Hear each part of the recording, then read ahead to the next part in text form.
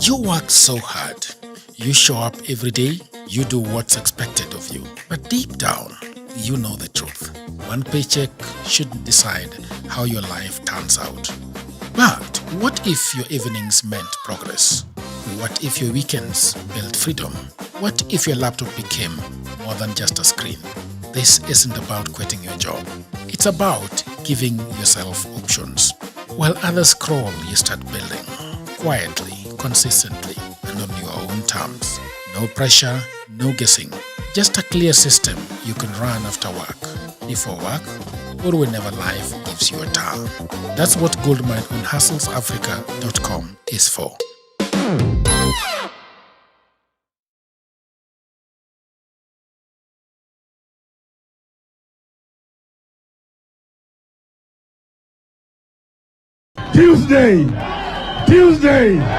Tuesday. Haikuzo makasi ni watafute uongozi pamoja wasitafute. Kweli una maana gani? Una maana wewe ni binadamu ya mavi ya kuku. Mashamba yetu harambe. Nguruwe kujikanga na mafuta yake. Na Afrika itakwisha. Padani agosho. Ngai no mwega. Na endesho de. Wakati hiyo ilikuwa ukisema ngwe ndani. Ngwe.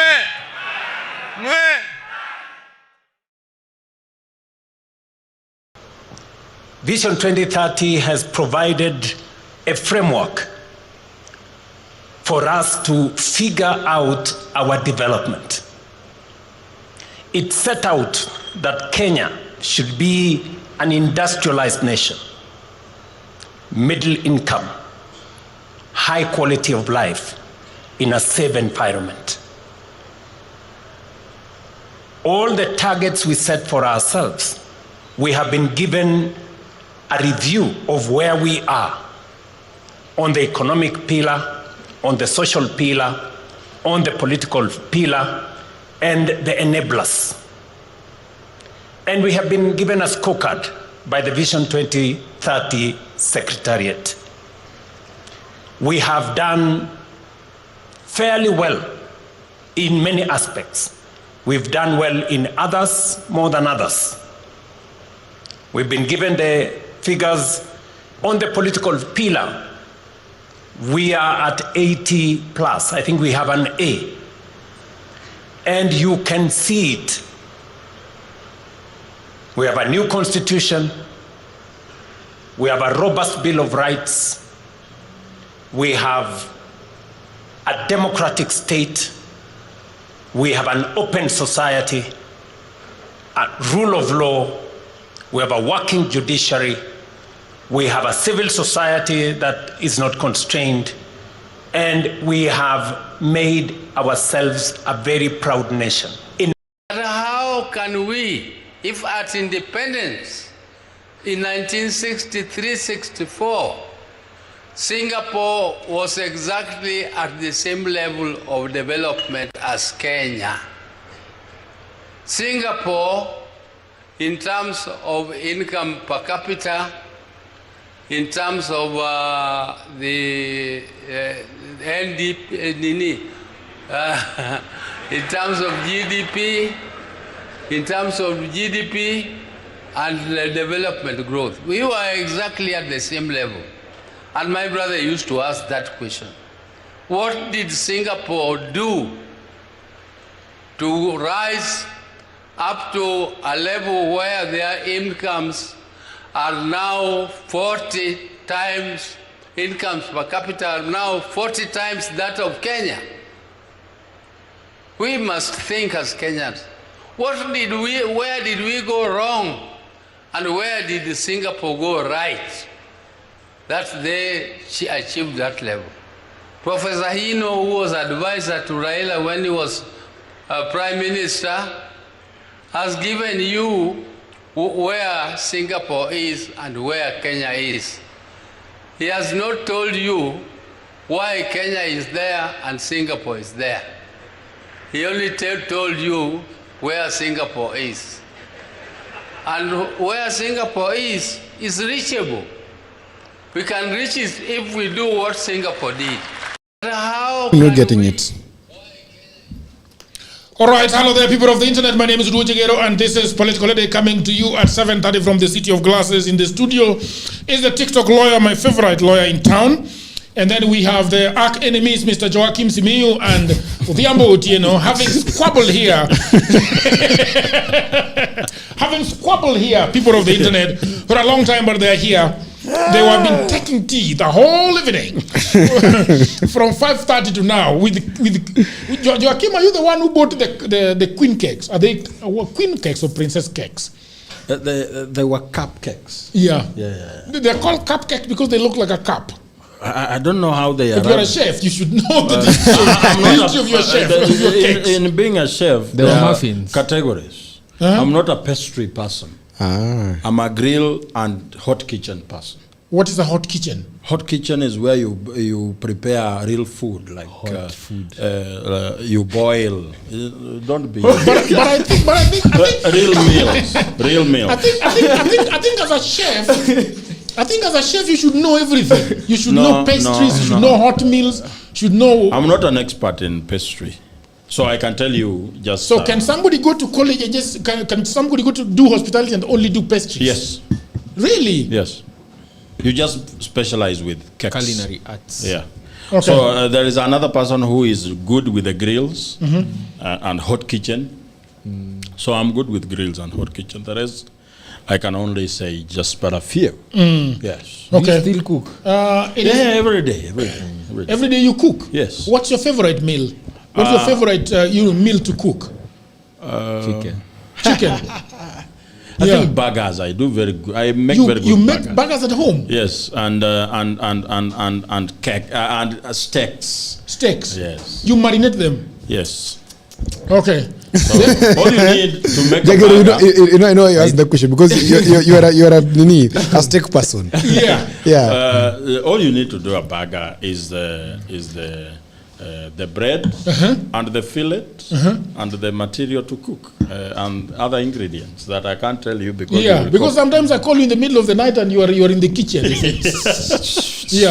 doing something. Middle of the night. Yeah. We talk. As NIS, we talk in the middle of the night. You guys are really I knew he's NIS. You've always known, eh? I've always known.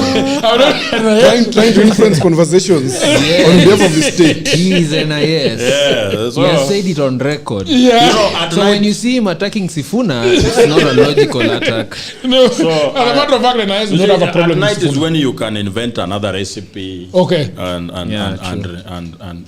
concentrate and produce a good meal. Okay. Yeah. Mr. Adrian Oluwaj, how are you doing? I'm It is doing long great. since we spoke here. I think the last time I spoke with you is maybe 2 weeks ago. Yeah, 2 weeks. Yeah. Almost 3 weeks now. How is the going? I see Babu all over TV. I mean, he's finally taking it serious to become governor. Babu has always been serious about becoming governor. Okay. It's not the first time you can say that he's taking it serious. Okay. So but he's starting to run around and trying to start his campaign properly. Yes. Sometimes at the end of it, he will have to focus solely on Nairobi. And give some space away from the national politics that we have. But since he's also a national figure, we'll still have to balance between the two. Okay, but how are you doing? I'm doing great. You're doing great? Got married? No, not yet. I'll give myself maybe 3 years. 3 years to get married? Yes, when I turn 25, maybe. Yeah, don't 25 is too young. No, I'm a family man. That is not too young. Don't do it. By 25, I would have achieved a lot more to be able to sustain a marriage. Okay. Don't do it. I know he's telling me don't do it, but sometimes with the light is too much on this guy on his nini shavu. So you need to fix it. He's a man who is looking for women, so he has to look just the way he needs to look on TV. So he's the one who is always figuring out this thing. Yeah. It's blinding. Please take it away from them. Just throw it. Take it away from these people. Kuna mtu amesema ati mimi naitwa Namusi. Yeah. So anyway, that's how you are. That's how you are. I'm good. Thank you, Jagero. Okay. My good man, how are you doing? Amazing as usual. Your party leader, Mr. Oburu was today, at the KICC. saying that we have to find out what Singapore has done right and what Kenya is doing wrong. And I think that is the first thing that we are going to be talking about. People of the internet, we are going to be talking about, yesterday uliporwa huko kwa Hamisi. Yeah, I'm going to ask about what is the strategy of Caleb Hamisi. Has he completely, taken himself out of Linda Mwananchi and perhaps chatting his own way? I will ask you that because I saw Mr. Willis Otieno there. I saw the SG there, the deputy leader there. So something might be in the works, some sort of coalition. Sungura coalition. But what did you think about the event today? His Excellency the President, Dr. William Samoei Ruto, was sort of trying to speak with Kenyans. I don't believe him. Yeah, what do you think was going on there? It was a nice conversation that has been initiated. The vibe is good. The communication attempt, at least the attempt, is very beautiful, that there is something going on. As much as, of course, there are some shortcomings that will never cease. Believability is a real deficit that the president has to constantly work on. Okay. And I've said this before, that the easiest way for the president to work on his believability is by letting the people own the conversation. Okay. And let him just get off that conversation. He can initiate, he's the highest point of reference in the country when it comes to politics. And he should give it as such. Okay. So that we look forward to listening to what he's going to say. But I think the people around him are so inept that they are trying to make him speak on everything and anything. And that lowers him in terms of being a communication target. And so everybody and anybody... Is it really a question of ineptitude, or it's just a question of the president is overzealous? I hear you use a lot, that word a lot. But I have a feeling that the president is also a bit overzealous. And the president at his level is somebody who is managed, and he has worked for a long time. Okay. And he understands what it means to be at that particular level. Okay. Of course, it's undeniable that there is Rutophobia within the cabinet and the government generally. We have seen him yesterday by his own admission saying that his ministers don't go to TV to talk about the agenda of the government. He said that? Yes, in the parliamentary group meeting in Naivasha. That is an indictment to those people. Exactly, and that shows something, that there is a complete ignorance towards communication as a core component of governance. I find a huge gap in how the president is being placed as the spokesperson of the government. Yeah. In communication, the president should be the last person to speak on behalf of the government. The surrogates should be able to go first. And in this fashion, I'm talking about the line officers, the line managers. We're talking about the PSS. These PSS are quiet. Yeah. In fact, we don't know what their names are. But Odhiambo, why are they quiet? Because if you look at the way Ruto's government is set up, the question is, I see two things. Either they are too afraid to go into the public and piss off the president, right? That me wewe unaenda unasema hiyo ni nini ulisema? Do you see that, or the people themselves do not know how to speak? One is that there is a lot of what I call incompetence in terms of communication. Okay. Most of these PSS in government, most of them, and most of these ministers are very incompetent in terms of communication. That is a fact that's been established. Because there are things that should never happen. Okay. There are things that you should never let the president begin and lead with. There are things that... There's a reason as to why you are a surrogate. You are there to aid the president's image. The presidency, in Nyerere's words, President Nyerere, the presidency and Ikulu, ni mahali patakatifu. Okay. Where we expect major decisions, major pronouncements being made. And maybe I'm the one who is overestimating what it looks like. But in my communication thinking, I think the president should not be everywhere, every time. You know, because the reason it makes him an easy target. The reason why I sort of do not believe you, Odhiambo, and I think there is a bigger problem that perhaps we should interrogate, is that you remember Murkomen used to go to the media a lot. Yes. Kitambo. Yes. He used to go to the media a lot. And I think at some point, if you look at Sifuna and Murkomen, they would almost go neck to neck in terms of deliberation in the media. Yeah. And then now, when Murkomen goes to TV, and it goes back to what actually Mundalo was saying the other day. Yeah. That was very interesting. And that thing was really, it is some part of our government. He was talking about it is very easy to talk when you are outside government. Yeah. To give your opinion and so on and so forth, because everybody will just believe what you're saying. And he was saying that the reason why Sifuna is now finding it very difficult on TV in TV interviews is because now there is a higher responsibility. I can disagree with that a little bit. My take is that it's very difficult to speak for an inept government. Yeah. Because I am thinking, before you speak, you need material. All right. To aid you in your speaking. So what are you coming to talk about? It doesn't matter how eloquent you are. It doesn't matter how gifted you are. But what is the material for your talking? When you are talking to the people, they have the experience of the things you are coming to talk about. So when you talk about an economy, what are you really telling them? Because they have to actually understand and agree with what you are coming to say.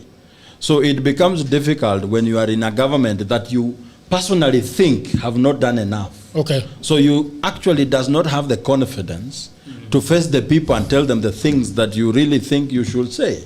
So it also dampens your spirit and you do not engage well. That's why if it's a case like what my brother has said, that the majority of the people having incompetence in terms of communication, then it raises an alarm, because why do we have everybody in government incompetent in terms of communication? We should have at least one or two people standing out. But when it comes that everybody who tries to elaborate the government agenda bites their own tongue, then something is wrong.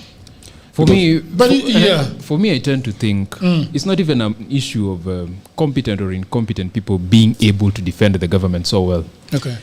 The issue is that this government has become, indefensible. It is very difficult for you to defend this government. Okay. I know maybe all or most governments are very unpopular.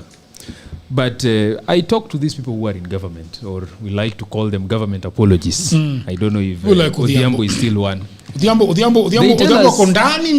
They tell us that, sometimes it's not that we are not smart. Sometimes you go on this podcast trying to defend something that the government has done.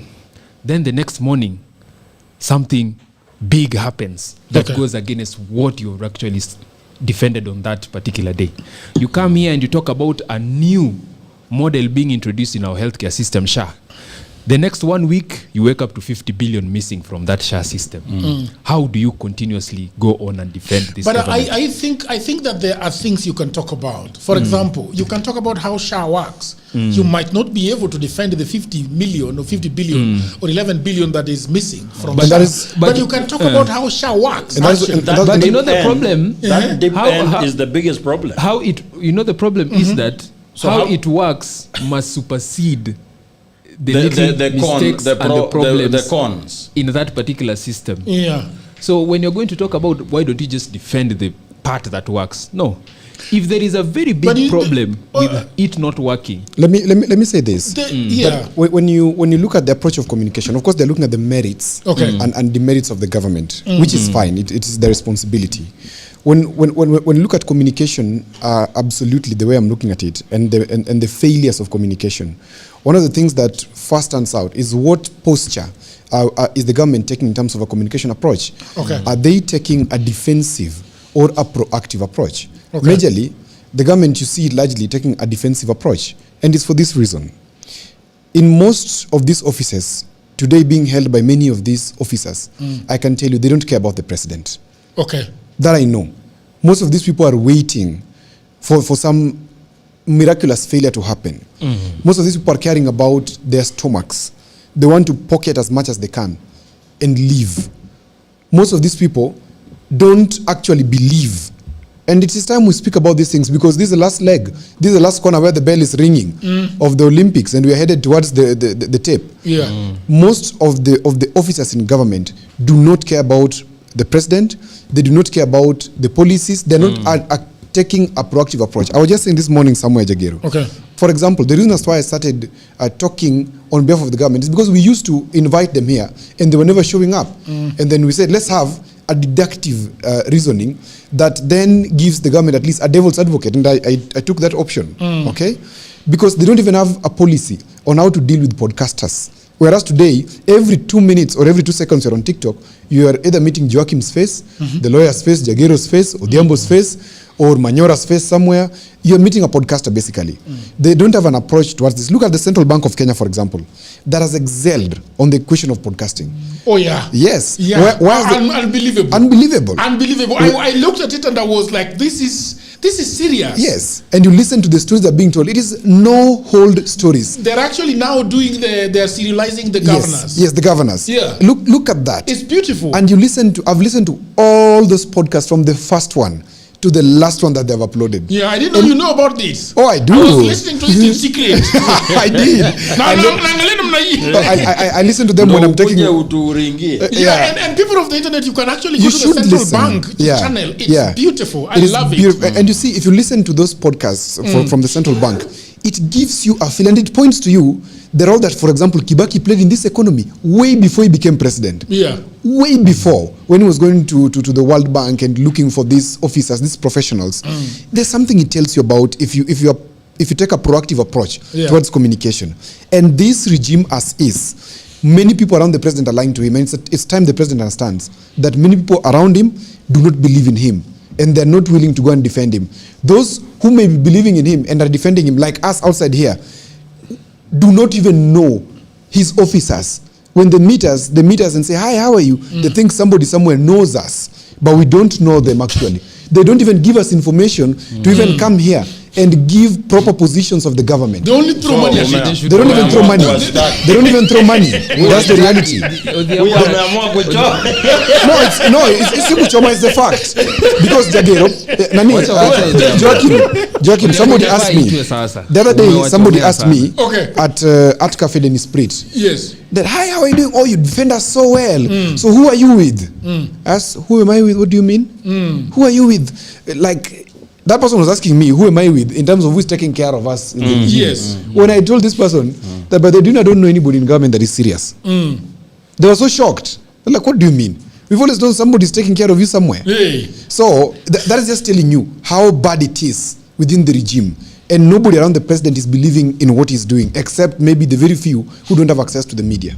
But then who do we blame then? Who do we blame in that case, Mr. Blame Joachim? the president. We blame because, the president. Because, what he's actually trying to tell us is that, the president has people who do not even genuinely support him or support his ambition as the president. That is what he's saying. So he's saying that it is not only the citizens who are feeling like the president has failed them, but it is also the people who are around the president. And I would love to agree with that so much, that the people who are even right now defending the president, including the people from my area, the broad-based arrangement, are not doing it as genuine as you might think, but every other person has been given a particular thing, especially monetary interest, for them to hold on to. When they get people like Joho, people like Mbadi, they are given contracts in those particular ministries that you'll get as a particular shareholding for this national infrastructure fund that we're coming up about. If it's you as Joho, you'll be getting a certain share in this mineral that we're going to be discovering in Taita. That is the reason why most of these people around the president have been holding on to the president. Nobody is genuinely believing and being inspired by President William Ruto. There is no one. In fact, like Odhiambo is saying, he might be more inspired about Ruto more than them. In fact, they should make him a CS. At least aende na gari ya bendera. No, but nukoni mimi sitapigia watu makofi na wanakula. Tuseme tu kweli saa zingine. Sio si kuchoma, hakuna. We have a very hard time here defending. Yeah, sometimes it's hard. Truth be told, communication is difficult. Kuna wakati, wacha niongee Kiswahili kidogo. Okay. Kuna wakati inakuwa kama ni kubeba gunia la kinyesi. Okay. Unaweza vumilia uzito, lakini harufu ikakushinda. Sasa naelewa ndugu yangu. Wamsaidie. I'm not asking for help. Muda mrefu. Na sasa uzito ameuvumilia, lakini harufu Okay. Sasa ameanza kutapatapa. Today the president was seated down. For the first time listening to Kenyans. Does he really listen to Kenyans? Yeah, that is what was I don't know. I mean, surely. Jagero. Yes. How many activities? Talk to me about KICC. KICC was the president sitting down in a 360, in the middle. And the president was not even in the middle. The president was looking at everybody speaking and saying, this is an opportunity for me to listen to Kenyans. That was what's happening, no? So he has taken our approach as a finna part. Yes. Anyway. Yeah, that was a beautiful town hall. Yes. Organized by His Excellency. Anyway. Okay. There are so many things that happen at KICC that are meant to inspire a fresh start. Okay. And give people hope that things can actually change. But in a few months' time, you realize it was just another political charade. But we are not a few months, so just speak about it for what it is. I am basing on history to try and deduce what could happen in the future. When we saw a line of leaders, both from opposition and government, telling us, hey, young people, please, cool down. We have come here so that we can come together as a country so that we cannot burn this country down. You remember that time? And we have actually come with a document that will guide our unity. This document is called the 10-point agenda, that we are going to we have listened and we have heard your cries. And now we are coming to go to implement what your grievances has been. So we look at the 10-point agenda, tunaona fight corruption is one of the agenda, tunaona audit debt is one, tunaona ingine inclusivity in all spheres, tunaona ingine extrajudicial killing. But now, coming months after that, we realize that things remain the same or become worse. In the 4th year of a president, of a regime, it's not the time to listen to people to figure out what you can do. It is time to show your scorecard. Say, hey, look here. And what is a scorecard in a country like Kenya? It's not concrete and mortar. It's transformation of an individual person. That when I came in as president, this number of people could not access healthcare. This number of people had a problem with accessing healthcare. Today, this number of people can access healthcare. And just like my brother Sifuna told the president, a healthcare system's performance is not measured by the number of people registered in that system. It is the efficiency of the system. Even if we are registered 60 million, but only 400 people get access to healthcare, that's a paltry performance. So the president should not be asking us or showing intentions of working. It's actually, he should be showing us a scorecard, which we as the people feel. Because he's essentially just remaining with about 5 months. Yeah. And he's out. He's out. Actually, as we speak, pursuant to the story, to the court order. No. I'm just making my point. Okay. Pursuant to the court order. Osoro is very unhappy with you. Yes, we pissed them off. We pissed them off. So, pursuant to that court order, the immediate need for President Ruto today is not to listen to us and give us tales of what to do. It is to reclaim his legitimacy. It is to go back to the people, to be given that legitimacy once again, seek fresh mandate. Then come so we can have a discussion about what the future holds. Yeah. Because today, it's not about what can we do. When you came in as president, you told us you have a plan, you have an agenda, the bottom-up economic transformation agenda. Today, you should show us that out of the 100% in 4 years, how much percent of it has been achieved. And the consequence should be the living standards of a hoi polloi. The people he used to refer to as mamamboga, mutu ya boda boda, how easier their life is today as compared to their lives before he came in.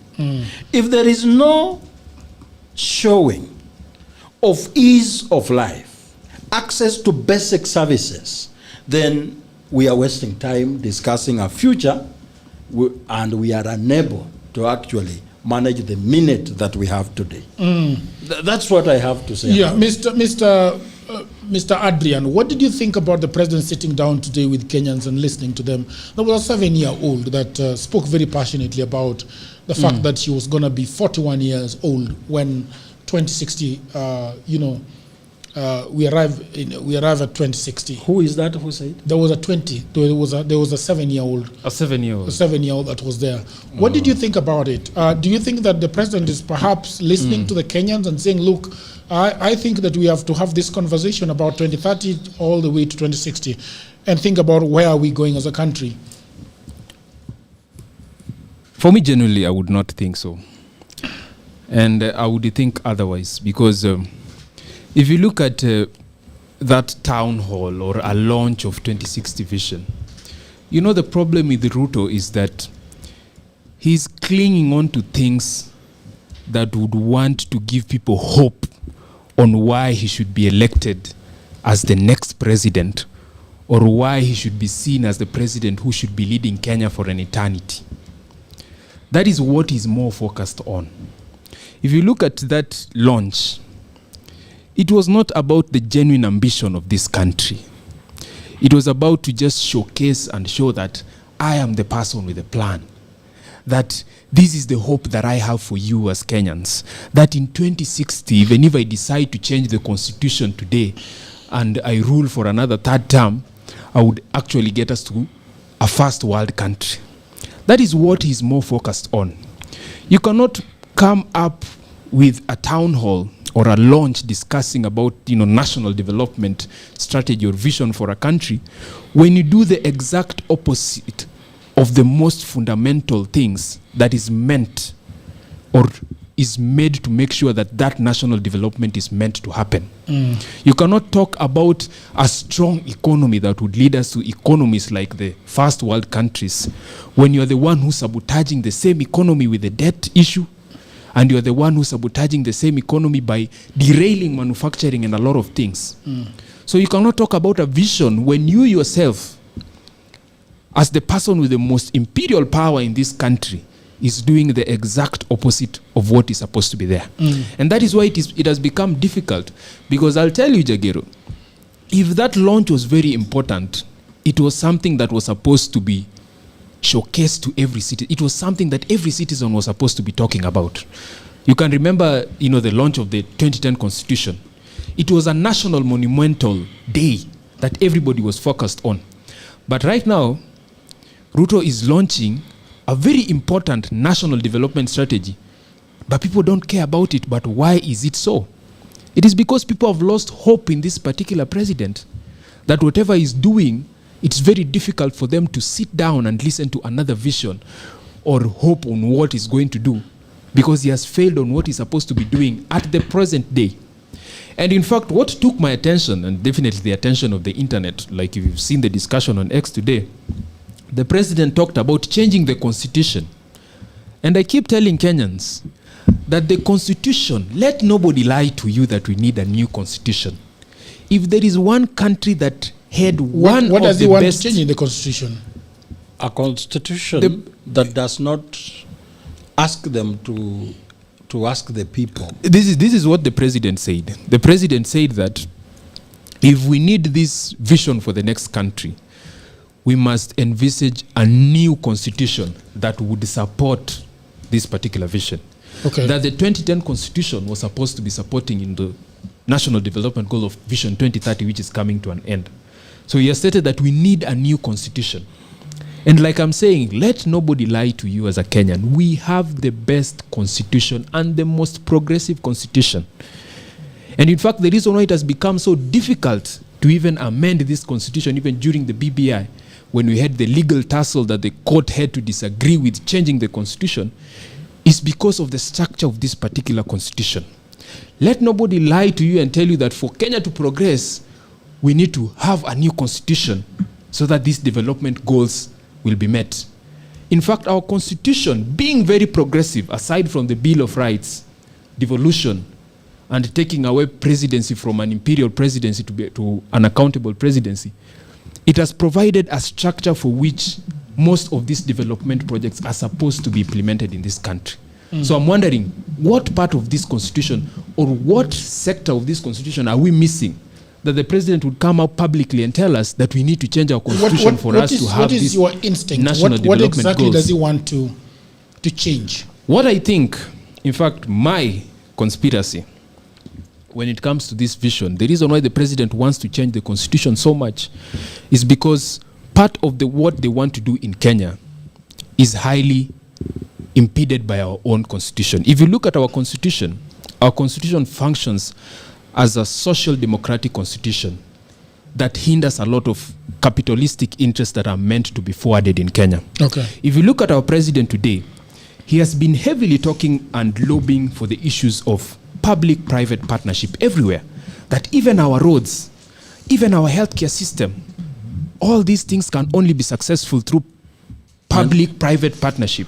But if you look at our own constitution, our constitution has created certain strict laws that make sure that certain critical sectors are only left to the government and the people. You look at something like the Consolidated Fund. The Consolidated Fund was created for that particular reason, that nobody will be taking money from anywhere that is meant for the people and going to reinvest it privately. Look at something like the National Infrastructure Fund. They had to come up with that National Infrastructure Fund so that they can be able to spend taxpayers' money, because our own constitution did not allow them to do that. So if he is going to be fostering this heavy capitalistic interest in Kenya, whereby shifting most of our wealth and important sectors to private hands, he only has to do it by changing the constitution and changing our laws so that it can make it easier. And he has talked about the aspect of public participation. In fact, part of the reason why we have stopped most of these private contracts or tendering has always been about public participation. That there are certain projects that the people will never agree with, but our constitution has always stated if the people do not agree with, these projects will never go on. So that is part of the ambition of William Ruto when it comes to Vision 2060. And I tell people that William Ruto is always an agent of foreign capitalistic interest in Kenya. And he will do anything to foster the interest of foreign capitalistic investors in Kenya, rather than the nationalistic ambition of this own country, which is supposed to be having most of our critical sectors in the hands of the people and not private investors. I don't want to see a Kenya whereby a road is owned by a private person. I don't want to see a Kenya whereby a healthcare sector, most of the successful healthcare systems in Kenya is owned by a private person. Look at education, what they're doing to education right now. They're now changing the help that we used to have and the government scholarship. They're now scrapping it off to introducing 100% student loans. So you're going to be finishing university with over 2 million in debt, like a country in the United States. Since when did we allow that to happen? The highest will be 4.2 million. If that is the highest.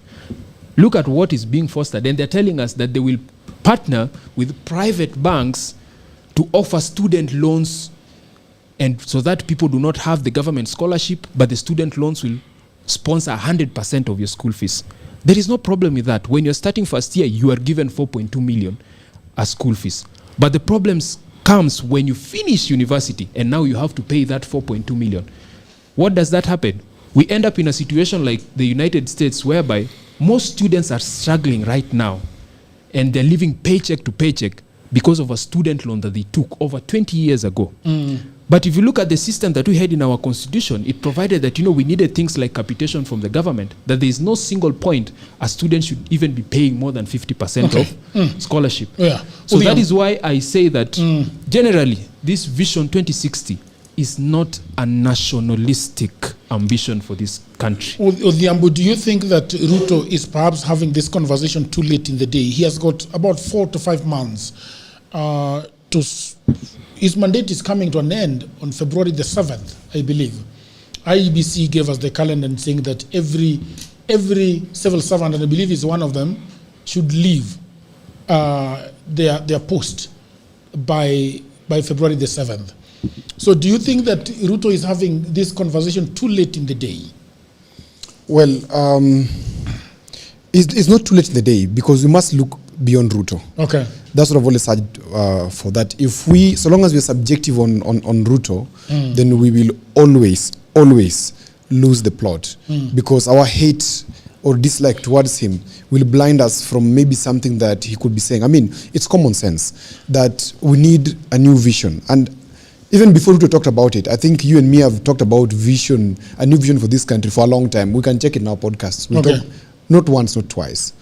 And if that is the position, I started talking about Vision 2060 even before Ruto started talking about a new vision for this country.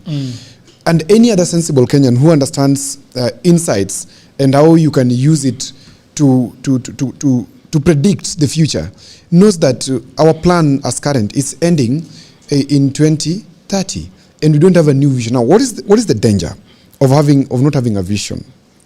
And I want to urge my brothers here to decouple this new vision talk from President Ruto. Because as long as I've said, as long as we couple them, then we are not going to be objective at all about this. Now, if you look at a most fundamental question, that what happens to a country without a vision?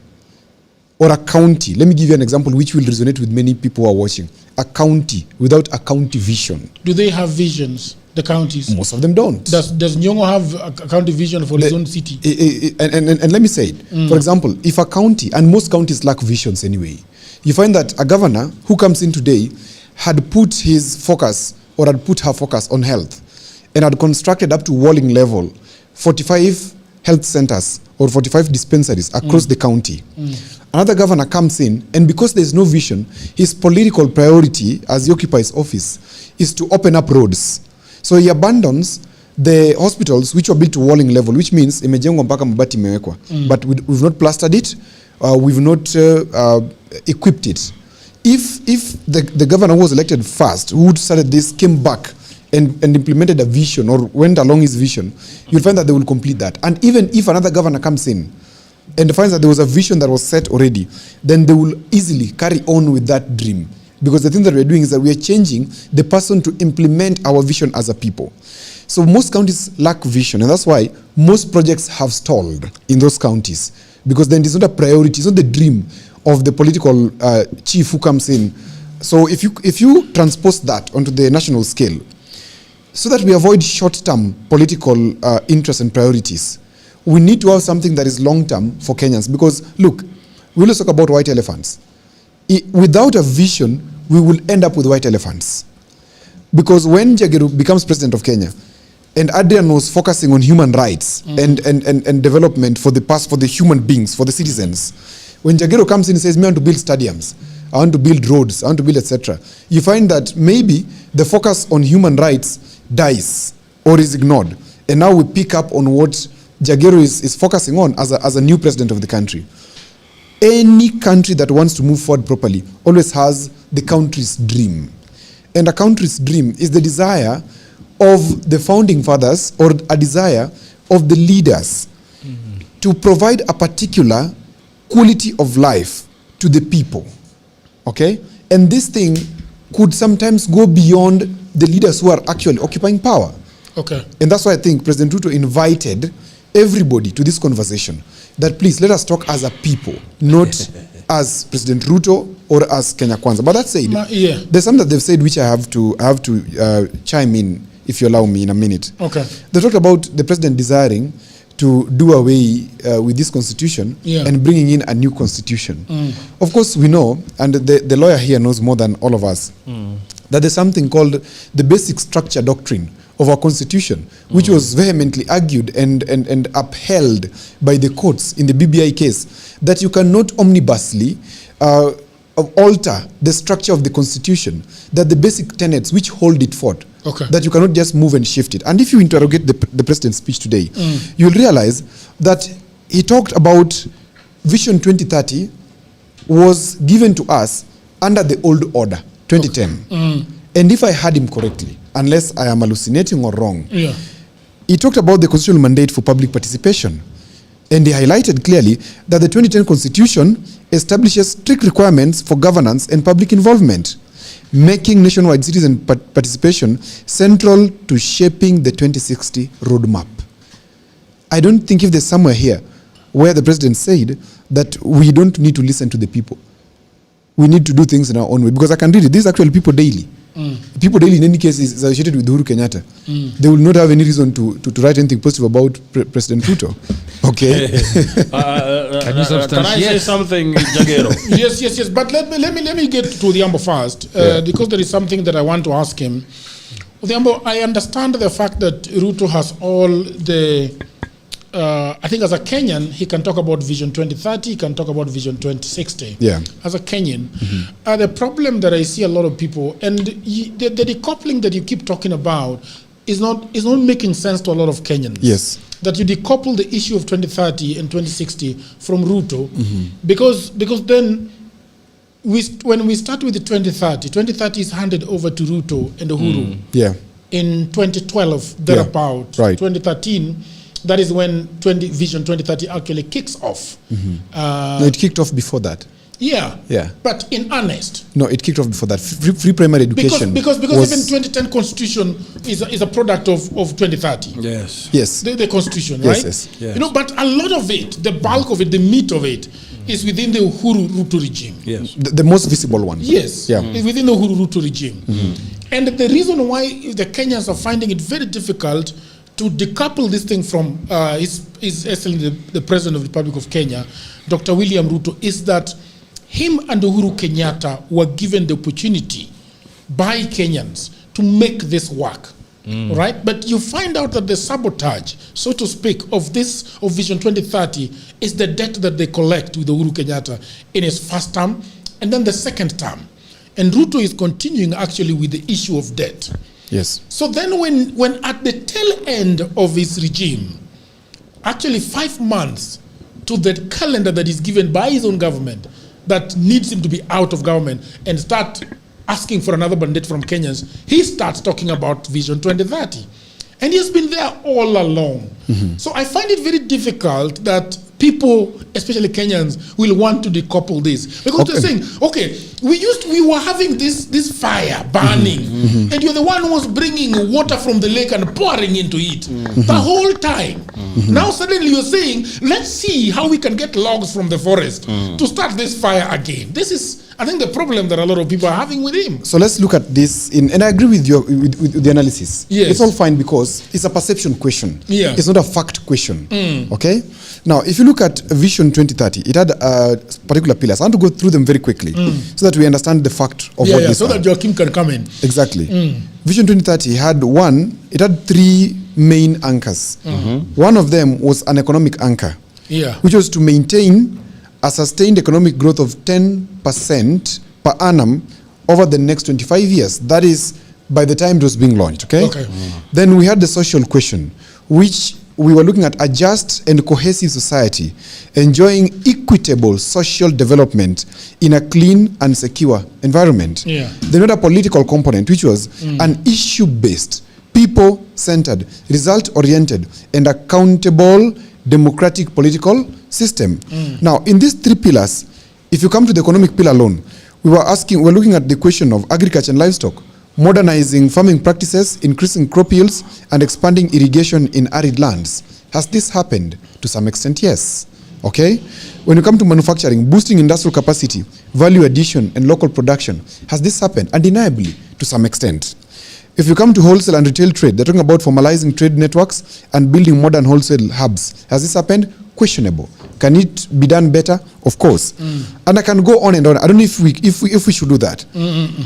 Joachim, and if you allow me, I can go through them so that we have a base of discussion. I think this is something that we discussed before, and you were there, and Joachim was there. But we didn't go through this, the details. So it is important now. Even with your three details. Let me just finish. When we understand the structuring of this economic question, we're talking about business process outsourcing, BPO and ICT. We're talking about financial services, deepening banking accessibility and establishing Nairobi as an international financial center. I think we've scored there. Blue economy, oil and gas, harnessing marine resource and mineral potential. There is some extent that we've gone to, and we can go on into the social bit and etc. Now, you've asked a very important question. That President Ruto and President Kenyatta are the ones who, during that term, this thing kicked off in earnest. Which means we saw some energy about this thing. it is undeniable that on the mortar and brick bit of it, in Ruto's 3 or 4 years, we have seen, even if we want to deny that we haven't seen, because I agree that seeing is a choice, we have seen that there are some houses being built, even if Odhiambo Otieno sitting here does not agree with the policy around affordable housing, they're being constructed. It will help us to have housing, at least, even if we don't agree that we need them. Do we have roads being constructed more? Do we have the traffic issues being sorted?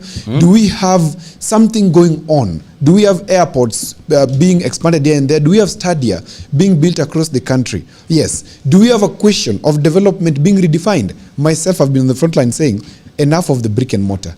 Can we now focus on personal human development? So it's undeniable that in Ruto's term, these 3-4 years, he has pushed quite much to at least help realize part of the social pillar of Vision 2030. And there's no harm, Jagero, in Adrian Oluoch becoming the president of Kenya next year and reviewing the vision. Ruto is not going to have it there and say that this is permanent. If you don't implement it, you're going to die. Okay. Yeah. All right, Joaquin. I think I need to be very clear here that I do not believe that there is any Kenyan who is against having a vision. A vision is an important aspect of life. That what do you want to become tomorrow? Whether it's in a business, your social life, your spiritual life. People have plans. Now, a vision needs a trustworthy person to help you carry on, especially a national vision. A person who looks in the eyes of the people has trustworthy. Has trust of the people that this guy can help us achieve these things. The funeral of this vision is the person leading it. That look, we have given you a chance to prove yourself. But the problems you are trying to solve, you are the architect or a co-author of these problems. Rightfully, the way you've mentioned, this baby called Vision 2030 had only undergone the first assessment when it was handed over to Uhuru and Ruto. The first assessment of 5 years, it was launched in 2008, in 2013, because it had a 5-year periodic assessment to see how we have achieved it. And the genius of it was that it will always happen at the end of every regime, every electoral term. So in 2013, when the dynamic duo is coming in power, they handed over the document. I remember when this vision was mooted. I was a young guy, a young boy in the village. But I could feel it in the village that people have a vision. They're talking about Vision 2030 under Kibaki and Raila. And there was a level of trust that the team we have in office can help us achieve the things they have enumerated and projected that we achieve at this period of time. But when the dynamic duo takes over, it slowly gets eroded. Because every vision, the development part of it needs money.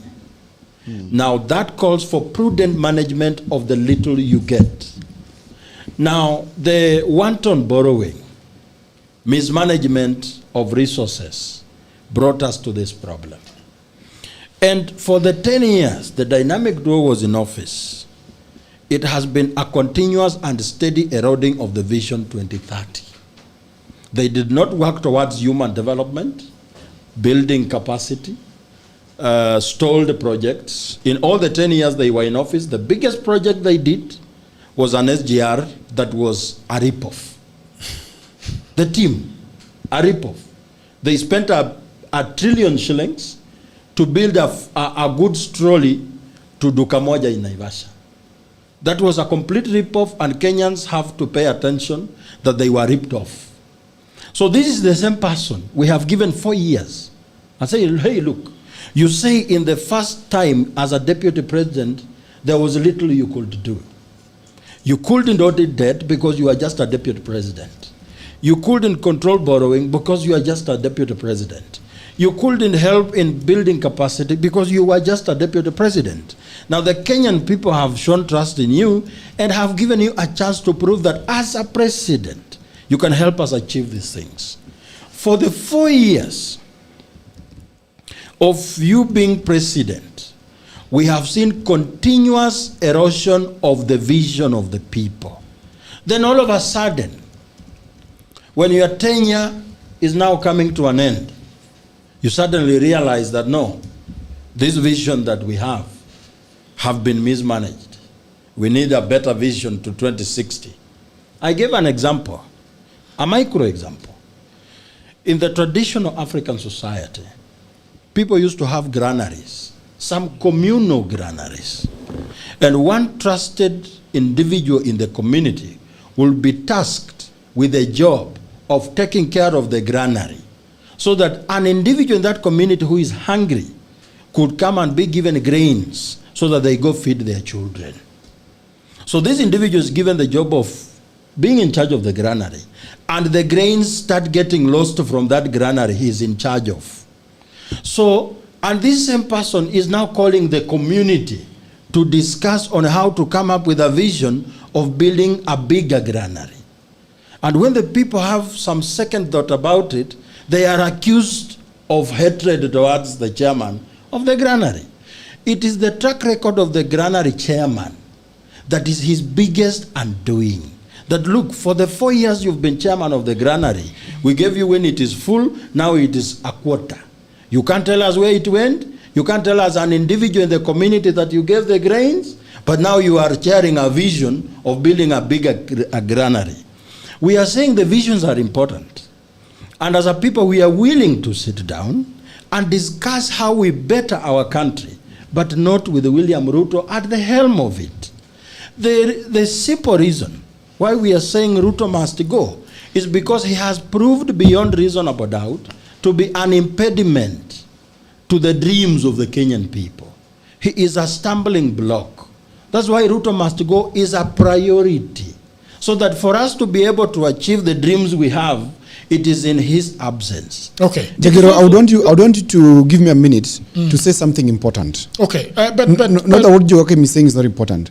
Okay, but we have to debase the conversation. But I also want to ask him one question. Okay, go ahead. Before you come in. Because then, if it is an important conversation, then where does it now come from, if not from the president? It's an important how do we go about it?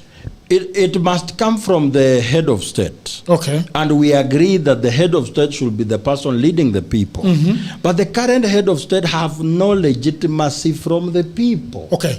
So then we postpone the conversation. We cannot have any discussion until such a time that he's gone. When he's absent, when he's not there.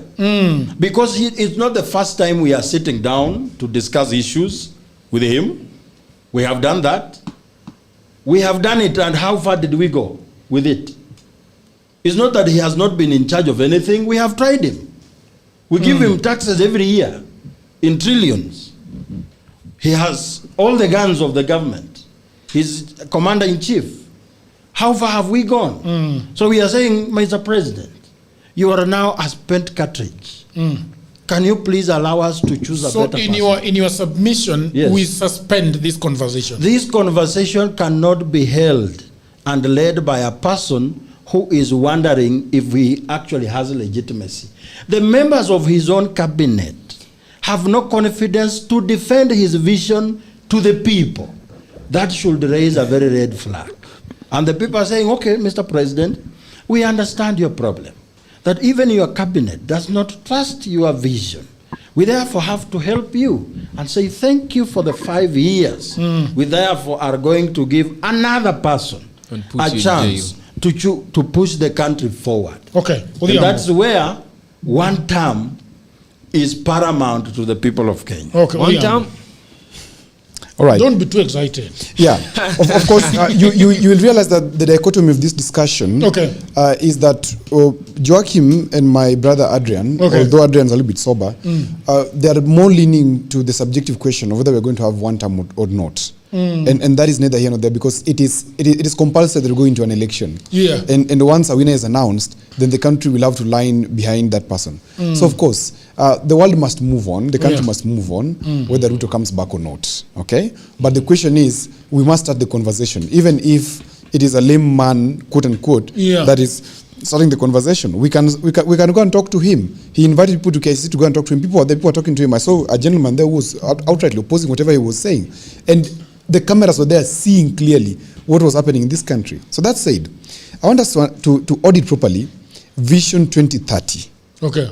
Then we look at Vision 2060. Okay. Which we don't know what is inside there yet. Okay. We are only throwing jabs at the air. We don't know what's going on. Okay? Somebody has just invited you, tafadhali kuja tukae chini tuanze kuongea. And you're already saying, siwezi kuja kuongea na wewe. It's all fine. Were they doing rapporteuring in that conversation? Of course, there must be rapporteuring. Of course. It's a huge conversation. You can't do such a conference without rapporteuring. Ngoja kidogo Joaquin. Ngoja kidogo.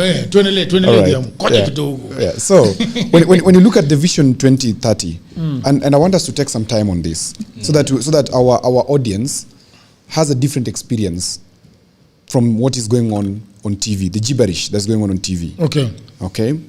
When we look at the Vision 2030 scorecard, I'm going to look at it in terms of key metric, the target, actual realized status, and the audit verdict. Okay. I've subjected this to Claude. Anthropic is one of the most proper AI platforms that is very ethical in terms of what you want to speak about or in terms of analysis. And it gives me as follows. One, it looks at the annual real GDP growth. Which was targeted at 10% per annum. The actual realized status for this, to this day, 2026, is an average of between 4.8% to 5.2%. So that's a fail? It's a missed target. Fail? It's a missed. You don't say fail, you say missed. Targets are not failed. You missed by failing. And if it is failed, it is not on any precedent. It is all of us as a country. Because we all exist in this. Unless we are going back to say, from Kibaki, I will come to it. Just cool your heels. I will give you time. Don't you think that the president is responsible for it? For annual real GDP growth, 10% per annum, between 2008 and 2025, it has averaged between 4.8 to 5.2. 2008, President William Ruto was not the president. No, after it. I'm saying Vision 2030. Correct, and I'm saying in this report that I'm having here, in this analysis that I'm having here, it clearly states that we have averaged between 4.8 to 5.2. The audience can also Google. And so that we read from the same page. And the contestation here is that it's a fail, Odhiambo. I'm not you're saying missed. I'm saying missed. I'm a corporate person. I will not say fail because fail is not a language we use. We use missed. It's fine. If it's just a question of language, fine. Go ahead. It's a question of language. 2 is manufacturing share of GDP, which we set in Vision 2030 at 15 to 20% average. We have contracted it to 7.1. What is the verdict? Underperformed. Okay? And this is between the years of 2008 to 2025. Then you come to the other key metric or the key sector, which is electricity access, so that we have a universal access to electricity. Between the years 2006 to 2008 to 2025, we have achieved between 20 to 75%, 90% of it being urban. So which means 90% of the urban areas have electricity coverage. Between 20 to 75% have access in the rural areas. High success, that's the verdict. This is us as a country. Because all these 3 presidents that we've had. Electricity. They've given us. Yes, electricity. We have coverage up to 90% in urban areas and up to the highest of 75% in rural areas. High success. Anything above 60% is high success. Then you come to the other metric, which is renewable energy grid, which is where we've done exemplary well as a country. We were looking at clean and reliable energy. And then the actual realized status is that we have more than 90% clean energy grid, geothermal production. We have exceeded expectations as a country on the question of renewable energy grid. This tunapigiwa mfano even with other nations on how we have handled geothermal production, solar, etc. Now, come to secondary education transition. They're talking about 100% transition rate. That's what we wanted in Vision 2030. We have achieved, by way of policy and action, 100% primary to secondary transition. In fact, what is that?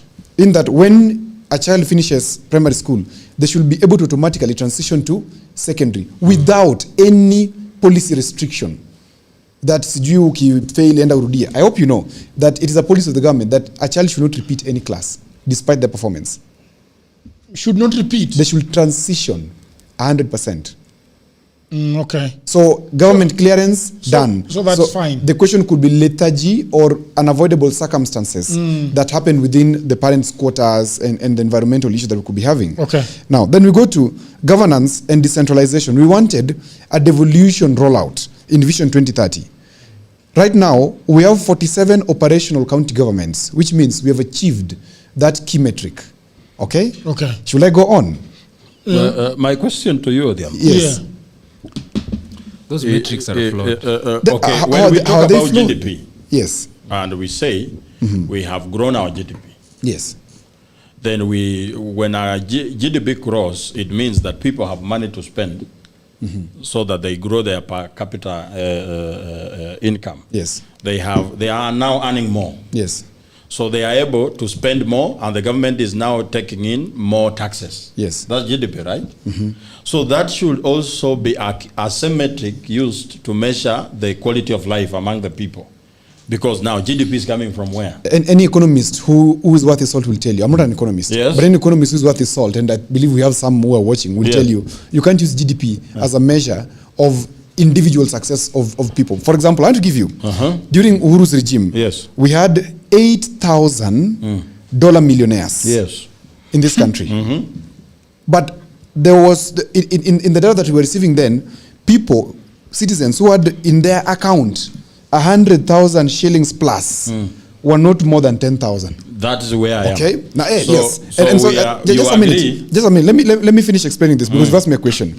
So it means, or it meant during Uhuru's time, that 8,000 dollar millionaires were actually running the what? The economy. The economy. So because they have the means of production. It's an economy in the hands of the few. Yes. Now, come to President Ruto's time. Yes. It is all there online. If you come to President Ruto's time, instead of 8,000 dollar millionaires, we've had a quick downtake or downtime where now we have about 4,900 dollar millionaires. Yes. They've reduced from the 8,000. Yes. And we have an increased base that is doing business of up to 25,000 new people with up to 100,000 shillings in their account. That means disposable income that is just relaxing in the account. Let me ask. Yeah. So GDP cannot be used to measure. And we are still trying to try and understand if these metrics of success have a direct influence on the individual life of the people. And you have rightfully said that GDP cannot be a metric in that case. Yes. So in this case, you are saying 25,000 people have money in their accounts. They have money in their accounts, yes. Yes, so on the higher side, we can say 40,000. Let's say 40. Yeah, 40,000. Out of 92 million bank accounts. Yes. So only 40,000 people have some extra cash to spend. Yes. Which is an improvement from what we had during Uhuru's time. Yes. So we are saying it's an improvement 10 years ago. It's an improvement from just about 4 years ago. Okay. Uhuru exited power in 2022, and the data I'm referring to was the KNBS audit of 2023. And in fact, in that audit, KNBS told us that 17% of Kenya's job market is what is formal. 83% is informal. So now, 83% of the country that remains in the informal or the dark and bankable side begs the question of how do we bring this 83% to the formalization bit. And I want to explain how this has happened under President Ruto. Now, today, if you look at the Nyota program, if you even look at the KIOP program, which was started by Uhuru Kenyatta, which was highly successful, and then transitioned to the Nyota program, which, if properly implemented, is going to give us a very big return.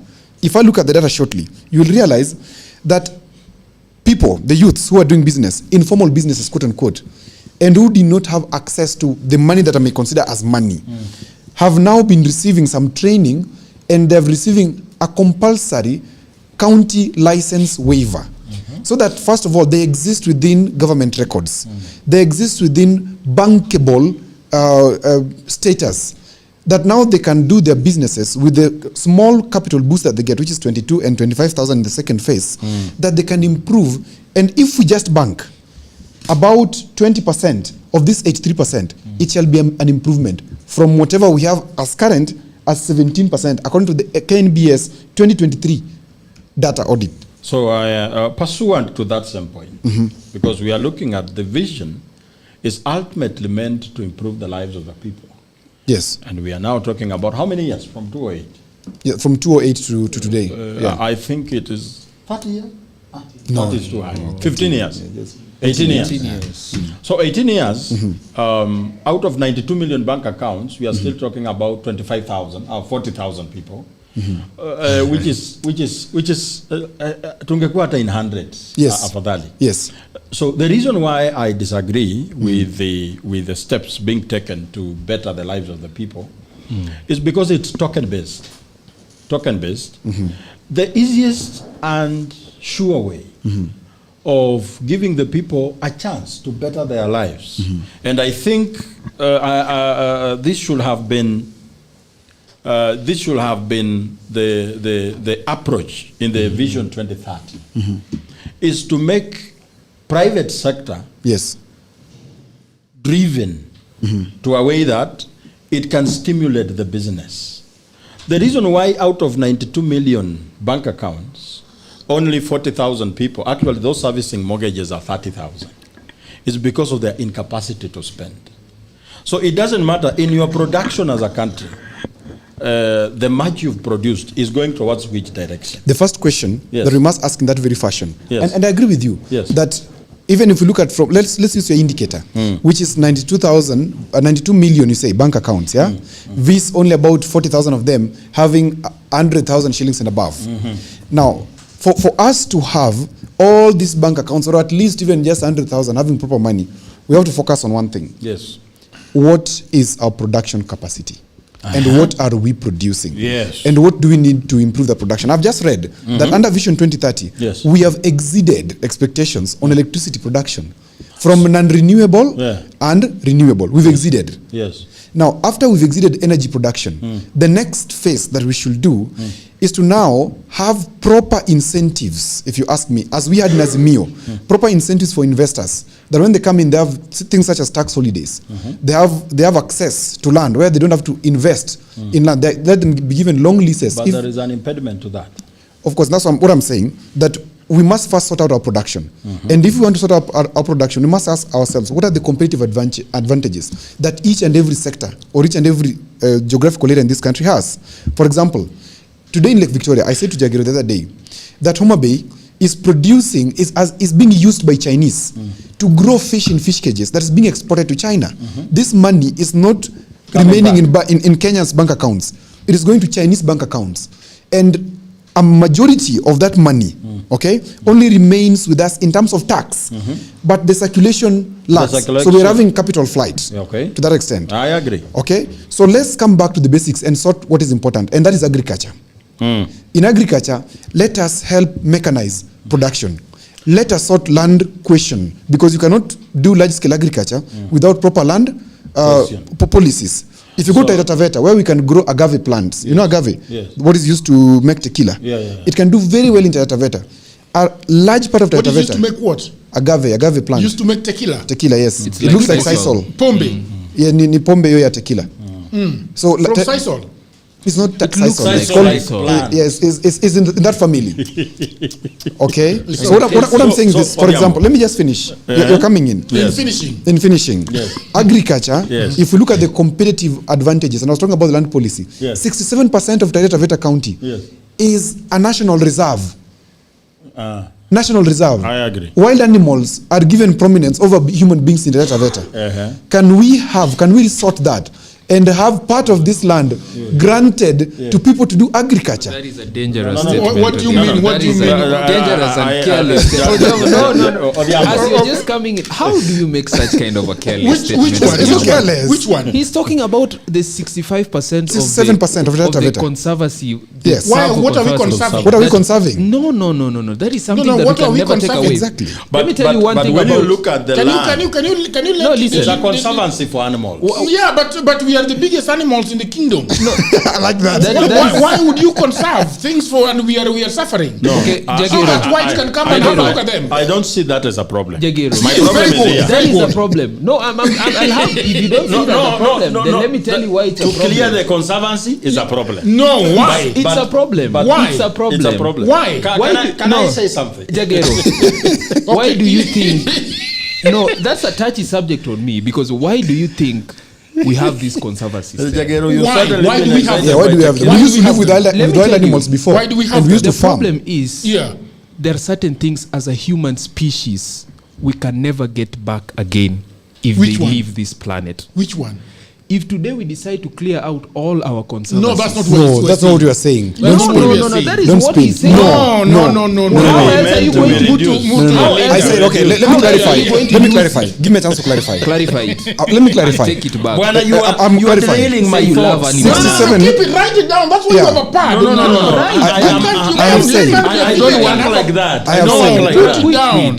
No, I visited. I don't work I like that. visited. Jot it. No, let him finish. Let me clarify. Yes. I visited Governor Wakuja, Mwadime of Taita Taveta. I went there with Tina Ogal and Mwadime, I thought is the PS. No, Mwadime is the governor there. governor. I visited him in his office with Tina Ogal and William Tuva. And when I was sitting with him, I asked him this question directly. The governor, when I was coming here from Voi, I could see a lot of land conserved for the Savo. It's called Savo. Whatever. Savo is a park or something. It's a national park. And he told me that is the exact problem we have here. Because Taita Taveta, not only for agriculture, it has very huge mineral reserves. Are you aware? Yeah, we do. And these very huge mineral reserves are within the conservancies, which means you cannot even mine. Leave alone even agriculture. Yes. You cannot even mine. Yes. Why can't you mine? Because ecologists and ecology activists, who I'm not disagreeing with, are saying that don't touch. I disagree with Yes, Don't you are touch not the supposed land. to No, touch it. no, What I'm no, saying no, is, no, no, no, what I'm no, saying no, is, no. let's You be cannot fair. be conserving cheetahs and No, no, people you are hungry. Yeah, and people are hungry. No, I mean, and come we on. and we have minerals there. I Can have we a better extract approach. those minerals 30 years and 30 make years money Hello. and pay our debts? I want. Do you know how many animals? Okay. No, let me talk. You're not giving me even the airtime. I think this person has not talked. Let the TikTok lawyer talk. Don't, He likes interrupting me. I'll box you. But you You want to box your Senate? TikTok lawyer, come on. But I know. Maybe he had a different point. And Yeah, you're but just judge dragging it it down. on. You have a pen Just and a paper. judge it down. But let me say this. Even if you look at the percentage of conservation that we're supposed to be having as a country, Yeah. ever since independence, it has continuously and drastically reduced in this country. We cannot be reducing it to any little possibility again. There are certain things, just like I was making my point, there are certain things as a human species. When we conserve animals, it is not because animals are going to be feeding us or something. That is not even the major reason. Even tourism is never a reason. It's just that we know, not even decided, we know that 50 years ago there were certain animal species that do not exist today because we failed to conserve them or put measures that actually protect them. So we do not want to be a human species whereby over 100 years ago, 100 years to come, we can never even see a lion. Or we only see it through footage. That's why. No. This is my point. My point is There will from come a time where you will be seeing forests on your wallpaper. It's true. Hakutakuwa That na is the forest. major danger when it comes to The world is conservation. bigger than that. And you see Jagero, I can simply ask the TikTok lawyer. Yes. 400 million years ago, there was an asteroid that hit the world somewhere in Brazil, okay, and led to the great extinction. It led to something called a nuclear cloud or a nuclear what that led to the extinction of dinosaurs. Yes. So there's some things which are unavoidable. Like for example, nature's. Let me just finish. I'm not saying. In finishing, Yes, I'm not saying. so that we Exactly. come to You are not listening. I'm not saying touch the that animals we touch the animals. What I'm saying is, can we redesign the human wild care or wildlife use of the land if there are minerals in Taita Taveta that need to be extracted and there is a policy that is restrictive of this extraction? How can we organize that animals are pushed to some corner that is reasonable?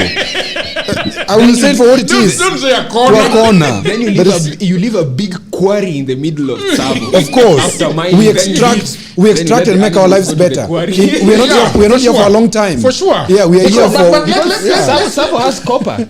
And you know Yeah. what it entails Yo. to mine. You see that kind of Way. play. It does not Bro, actually make sense. bro, You cannot mine a park, we cannot. and it will still be the I same don't- with I don't Yambo. think- You I are a don't smart think- intellectual I person. don't think we Pushing can animals be- into a be corner. Oh my hungry, God. and we have got things to make That's watches been namna sensational. hii. That's why. Tuuze, Yeah. ati wewe unasema mambo ya cheetah. No, I'll that's stand why- by that Adipaka. position.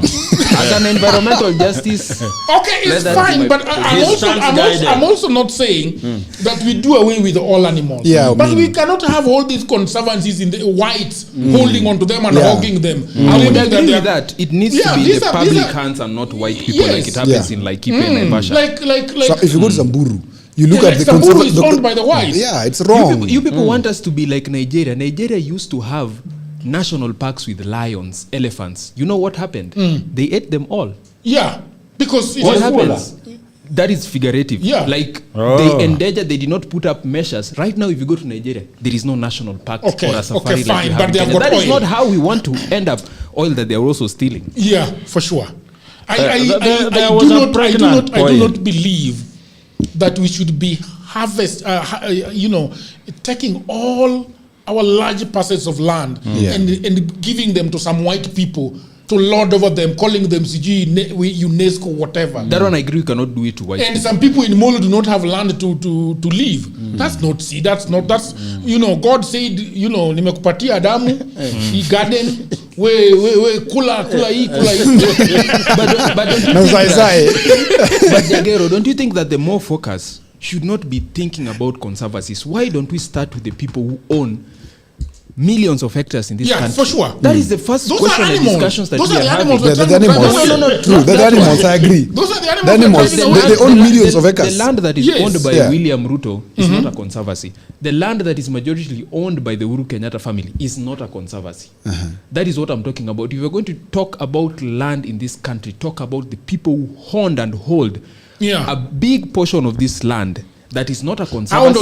ndo sasa wabeberu. Yes, those are the people that we Yes. should be focusing Hao on. ndo wazungu tunasema. The government has authority to under compulsive acquisition. Under Yeah. eminent domain. Yeah, to acquire land that they deem they need for particular purpose. Raila gave some land in Kisumu. It is time Uhuru Kenyatta also gave out some land. And I agree with him. should. Absolutely. He should give us like a million and hectares. President Ruto sits at the top of the cabinet. Yeah. If there is that consideration, especially with regards to what we are talking about, why can't they do it? They should be able to do it. Uhuru waambie Uhuru bwana hii shamba yote baba yako nini? alichukua.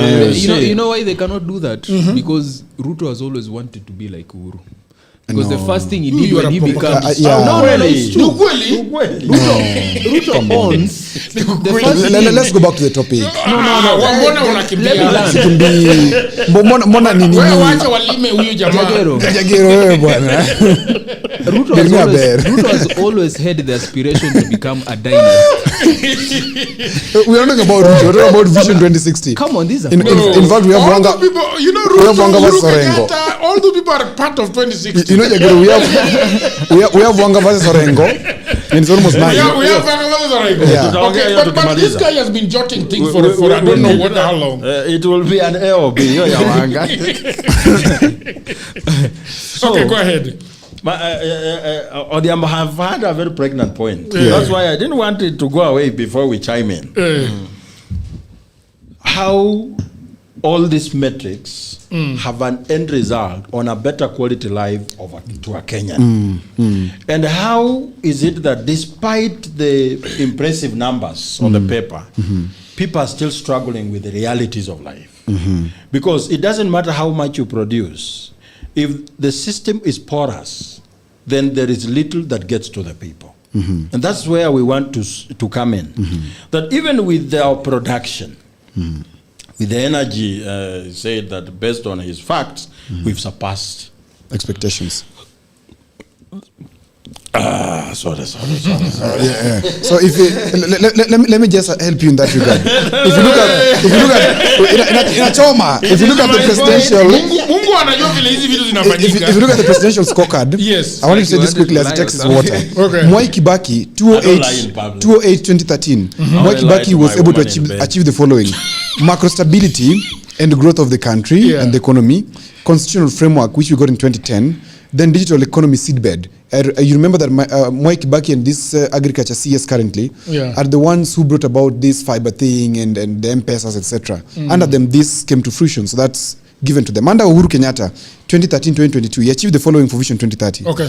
Capital infrastructure, which of course the roads, they really tried to do the roads.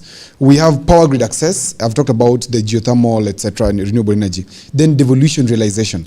These three under Uhuru Kenyatta between 2013 and 2022. Under William Ruto, between 2022 to present, we've been able to achieve the following under Vision 2030.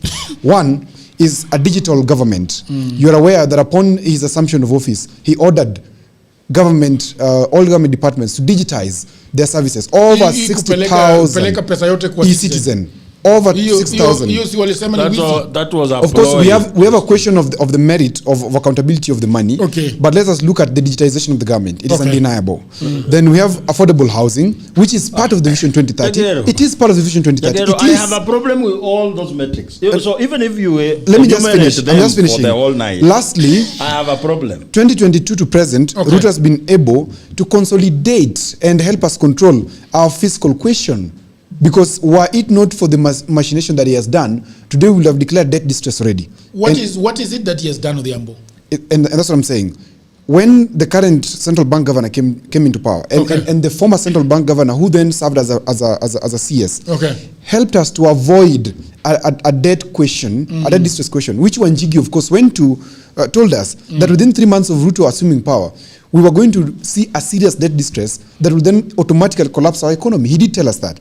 But how Ruto avoided it, to the extent that today our shilling is still stable, we've avoided to be grey listed, we're still accessing loans from the international market. It's something that is a lot of people have talked about the artificial nature of the dollar against the shilling. Why is it stagnant? Why is it not? No. Can I say something? It's a management thing. Yes, if he has been able to manage. Of course. Say something. Choked. And I choked on my own words. Uongo yako. I don't lie in public.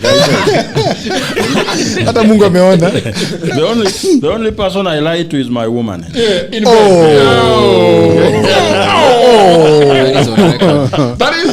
is on record. No, all men who have said the truth to their women are single. Okay. Very good. Annie's listening keenly. Our NIS. So, you see all those metrics enumerated by Odiam. As right as they might be, there is something missing. And that missing machine is what I'm looking for. Which is an ultimate end result of it. What is it? Because for a country to be termed as transformed, economically developed, what does that mean? And there is something missing there. That on the papers we have very impressive numbers, but the quality of life remains a problem. And that's what I have tried to chime in. I don't know why the devil keeps interrupting. My biggest impediment is that we have a porous system. That even as you create, something is taking away what we have created. Right. And the reason why I have a problem with the people, the vision carriers of this Vision 2030 and 2060, is because they have been very helpful in creating this porous system. That what is... Sorry. That whatever that is stopping us from developing, despite our effort as the Kenyan people, has been orchestrated by the same people who want to carry us to the visions of better tomorrow. Because what has been our impediment? That despite the effort of the people to give their taxes to the government so that they can get services that can give them economic reprieve, these taxes goes away. They goes away to what? To debts that have never worked for us. So if this is the person that came in a government that found a debt portfolio of 1.8 trillion, and when they were parting ways with his Siamese twin, they left us with a debt portfolio of 8.9 trillion. Today we are at 13 trillion. Then I'm wondering, how does he become the same person to help us deal with this issue that he has been unable to deal with for the past 4 years? And you have told us about how we evaded the debt distress. Yeah. It was a clever way of coming up with the debt off the book. Yeah. You need to realize that today we are running 2 concurrent budgets. One budget is the one that is tabled in Parliament by the CS, estimates of loans, grants, and revenue. Then we have another budget of the National Infrastructure Fund, which we are now financing off the book, and debt of the book is PPPs. PPP is what? The government is giving the public money is used to finance a fraction of a project. Yes. Then the rest is being given by a private investor. Yeah. So that also becomes a debt to us. How do we finance it and pay it? For a project like Mauri Ron, it becomes a commercial project. It has to be told. So it's a build, but in that case, PPPs should work on a formula of BOT.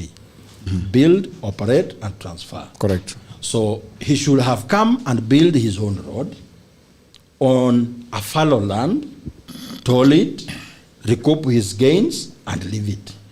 Any project that we have put in public money, like the Mount Ron Road is 45% public invested, should not be a commercial project that the people should still pay to use. So it is diverting the consolidated fund that has postponed this crisis of debt. But you realize that even as we keep on diverting the consolidated fund, the shrinking of the money we give as taxes, because it now has to go to the consolidated fund, keeps on increasing. Because according to the Auditor General, we are at 71%. With a sustained degree of borrowing, we will be at 85 or 90 before this regime is over. So what are we going to use to therefore put ourselves on the clear strategy that we see better days beyond Vision 2060? Now, can I answer you briefly? Before you even answer briefly. Yeah. And the reason why I have no belief and trust in the person who is telling us we need a better vision is that his hands are tied behind his back. Any attempt to try and solve this problem is to uncover the tracks he has spent half of his life hiding. So we can pretend that nothing is wrong. Okay. That he can actually work. And give him. As you see, Joachim, I think you make a great point. And though you are trying to mix it and playing into the psyche of the audience, especially anchoring yourself in the confirmation bias of most human beings, because there's already a fault somewhere, and when you speak about it, you'll be yes, that's true. But I would want us to stick on the other bit of your discussion. As much as your confirmation bias works for you, let's look at the other bit of the discussion which you are pointing at, that what was the absolute target of Vision 2030? It was, of course, one, to help us industrialize properly into a middle income economy that at least has a constant GDP of 10% per annum improvement. Okay? Do we have this? Exactly, we are still not there. But have we made steps? Yes. You know, and we've said, I think you're the one who we've talked about this before, that the advantage of older people is that they always have a plan, even if it's a bad plan. So they follow some plan. That always gives us some level of result. Now, this plan of ours, yes, it could not be that we've achieved 100%, because even in our own homes, we have faults. Even in your own home, you're not perfect in your house. And that is the family unit. It's a representation of what then we can achieve as a people. So we should agree that we should fall short to our targets No, as a country. no. But in auditing indices of development, we must be alive to the fact of the data. And of course, So you see cumulatively, and that's what I'm how saying. much percent have we exceeded? And that's what I've read them, because I cannot aggregate. I must go individual. And I've said, for example, in the question of the GDP improvement per year, we've stagnated between 2.8 to 2026 at an average of between 4.8 to 5.6%. And what do you think? That is half. Achieving half. Achieving half is okay. Even in school, when you got 50%, you'll not be so bad, but not so good. Not excellent, not bad. You are average. You are average. Can we go to Orengo? Jagiro, don't be shy. Yes. Don't be shy. We know you don't understand numbers. Don't and be shy. economic jargon. But please pay attention. Just pay attention. This is a learning experience. Yeah. Thank you. And we were finishing to say this, Joachim, that today it's a bromance. In the initial it's intellectual, of course. Today it's a bromance. In the initial phase of the establishment of Vision 2030, they were operating more from a dream point of crafting a vision. They were not operating, in my view, from a point of data. Now we are lucky that the whole world is interconnected to access to data, basically. And what am I trying to talk about, Joachim? When we want to talk about Vision 2060, the thing that we must put in there is we must now start utilizing the actuaries. We must start utilizing these students that we trained in this country called actual scientists. Yes. Because I can tell today, most actual scientists are working in insurance firms, and some of them are selling clothes. Yes. Now, when we want to move into Vision 2060, let us not have it as a dream. Let us have it backed by data. Let us institute think tanks like the Chatham House. Let us institute organizations that are going to help us in consistent and constant auditing but that need of trust the process. In the system. Not the regime. The regime is system. I'm talking about the system. And that's what I'm saying. That if you look at the system today, Joachim, we said here yesterday and the other day when we were squabbling with you, that one of the things that we must focus on in this country, for us even to achieve Vision 2060, is to do an overhaul of the public service. Our public service is rotten. It is full of inept people who are not merited to be in those offices. Public service. They are a consequence of a bad system. And that's what I'm saying, that now moving forward, we must change that, because we cannot end up with people who only get to offices, hang their coats and leave. But I'm offering a way of how to completely do away with this system. Which is? Because what is this system? Yes, it is what we have as a government, yes, with its offices as established under the Constitution. Yes. And I'm saying our public service, which is the government, which is perpetual, it will be there beyond Ruto. Okay, so that is what we must first clean. Because if we're talking about Vision 2060, for example, and I'm talking about this level of data analysis, yes, this level of being aware and constantly monitoring and having the best intention to comply, to ensure that whatever target has been set by the actuary, I can tell you, for example, the Ministry of Trade has no actuarists. The Ministry of Health has no actuaries. The Ministry of Agriculture has no actuary. First of all, we establish, just like we have the Department of Communication, we establish the actuary of the government. Now, the actuary of the government is what then helps us. Appointed by who? It is through meritable hiring. No, these are not appointees of the president. These are public officers. So how do we bring them on board? Exactly, we advertise. First of all, we create. In which sector? We establish in every. So it's public service now, advertising, government actuaries. So let me answer you. Yes. If you allow me. We're talking about moving forward, yes, with a data-backed kind of vision approach. I agree. Fine? Yes. You cannot go into Vision 2060 when you're operating on dreams and people who are not merited to be in those offices. So first of all, let me answer you. I'm answering you, Joachim. Let me just answer you. So when you want to achieve this, the first thing that you do is you must hire people who are data savvy. People who are aware, data savvy. People who can help us analyze, predict, and create models that can tell us predictably that in the next 20 years, this is how we will achieve. These are the dangers that we're going to face along the road. And this is how then we do what? We anchor. The reason why government departments today have a communication officer attached is because they realize communication is an important component in the achievement of Vision 2030. Going to Vision 2060, each department of the government must have an actuary. Then I agree, but as things are constituted, Yes. it will be difficult. It will Because- be easy. It's something within the Public Service Commission. I really hope it works. Yes. But with the current system as constituted, it will be difficult, because how do you end up with an incompetent person in office? Because there is something besides competence that they are serving. Yeah, nepotism, Yes, rewarding bribery, or political whatever. Exactly. So how do we get rid of it? Because we are talking about a system. By cleaning the public service. Yes. Wanjigi, for example, as your presidential candidate, and somebody who I admire for his plan for Kenya, must now infuse in his agenda. How are we going to deal with public service? Where, for example, people are sure that they have something called security of tenure, where you start serving and you have something called PNP. Why should you have PNP? Serve for 5 to 10 years based on performance contract. If you don't perform, go home. Yes. In the 10th year, exit, go into business. So Why it should we becomes having a performance-based system. work for a short while in government, proceed to private business. I like what you're saying, but I can tell you surely, as today is Wednesday, that it cannot happen as things are constituted. It can happen. By cleaning public service, Yeah. we have to start by the head of state. You're super obsessed. I don't know. No. Because everything is now trickle down and it falls into place. The confidence of the thieves in government, the confidence of the thieves in government is usually given. Can you go to Homa Bay? Yeah, let's go to Homa Bay. Why has he run from? I'm not running. Because then the thing is, you are stuck on the issue that the coupling cannot happen. Yeah, but that is where you're stuck, and I think I'm that saying- we as we go to the Wanga and the Homa Bay and Orengo and Sifuna issue, is that we agree that we need to have a conversation of 2060.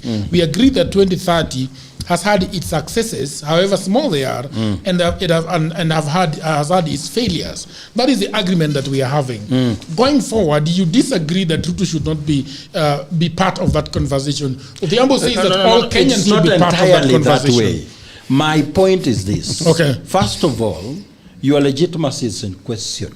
Okay. So let's go first, look for legitimacy from the people. Okay, if you win, then you can come back and lead this conversation. Absolutely. Yeah, That's fine. Because it That's means- fine. Fair It enough. means enough. that the people still have trust in Wait, you. Kijana, can you see, play the Homa Bay video? I'm not a rigid person. Yeah, let's play Babu Owino on the If at independence, in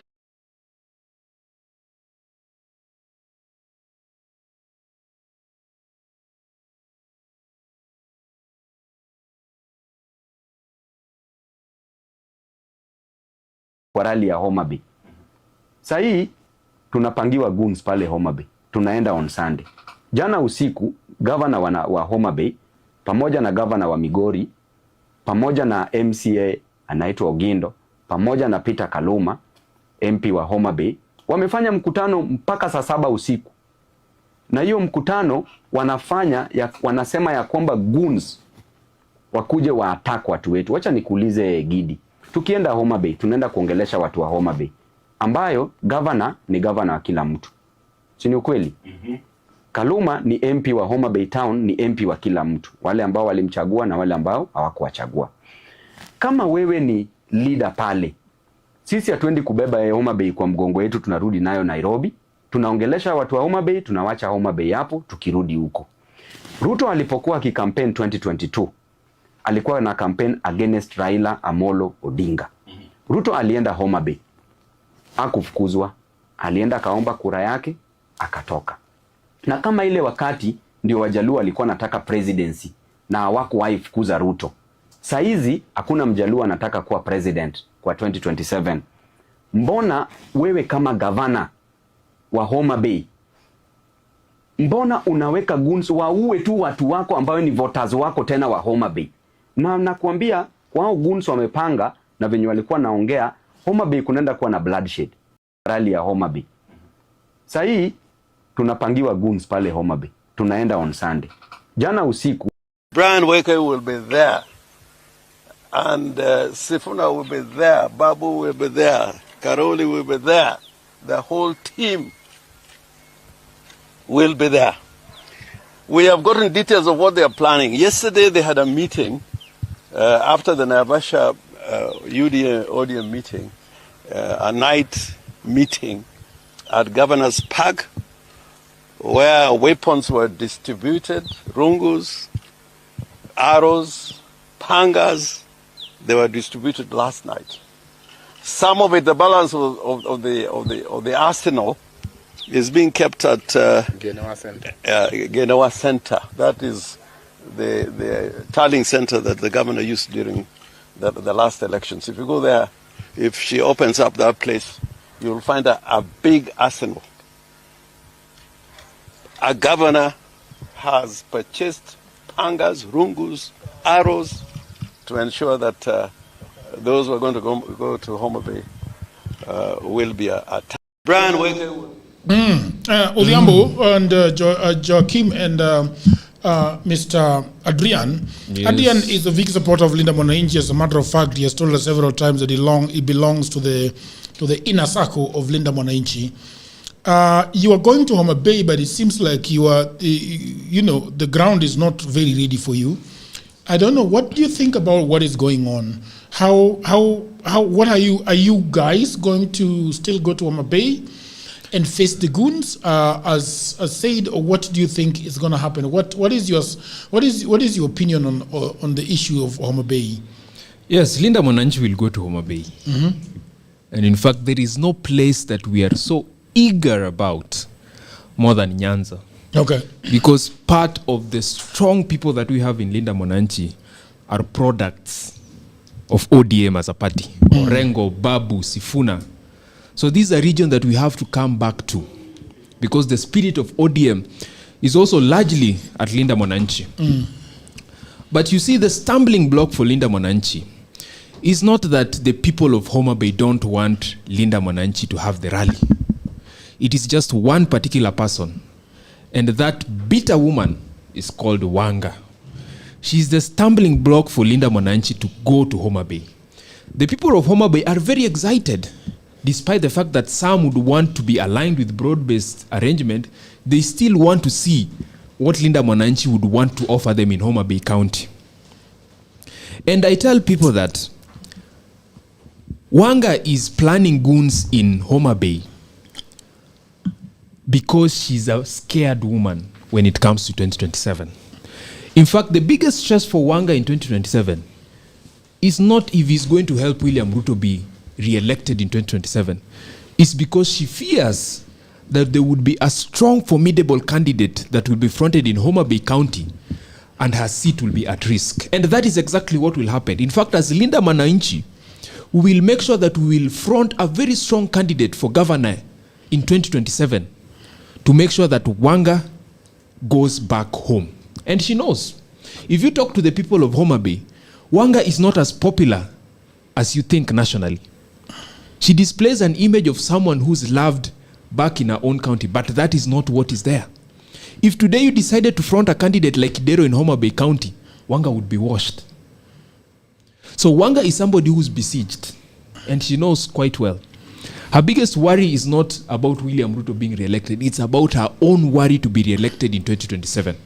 That is why she's coming up with this show of might in Homa Bay County, so that she gets the overwhelming support of ODM and William Ruto in 2027.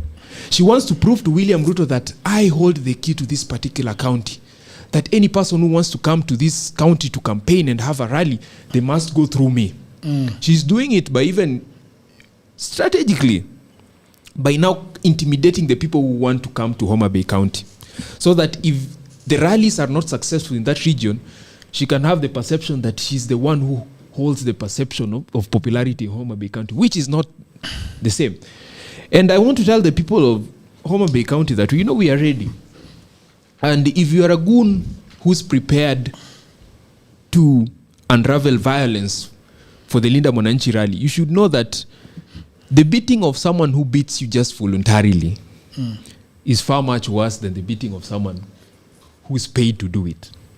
There are people there. In fact, as Linda Mwananchi, people will not prepare goons. We have never done it. If we hear anything to do with goons, we don't prepare goons to counter goons. No, that does not happen. In fact, people will just show up in their tens of thousands for the rallies.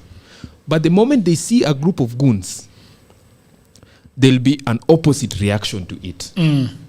So for us as Linda Mwananchi, we are not afraid. In fact, we're not even moved by it because we know our general and genuine support of the people of Homa Bay will supersede the violence that is orchestrated against us. Yeah. Odhiambo, what is happening at the great county of Karachuonyo? I will talk to the people of Homa Bay first before I even talk to or talk on the issue that Adrian is raising. And I want to speak to the Luo community at large.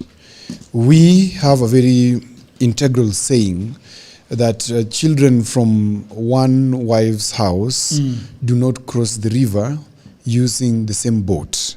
It is for a reason in the wisdom of our old Luo men, that especially the polygamous ones who saw it wise, that they didn't want to lose all children from one woman's house. As the Luos, if we look back, we will realize one thing, that before or in the run-up to 2022 elections, the only persons who, of the Luo community, who were in Ruto's side were Eliud Owalo and Raymond Omolo, who were extremely unpopular to the Luo community. In fact, Raymond Omolo, as I've said before, was a CEO of Lake Basin Development in Kisumu, Lake Basin Development Board, I think something like that, in Kisumu. And then he shot into prominence, and Ruto appointed him as a PS of Interior.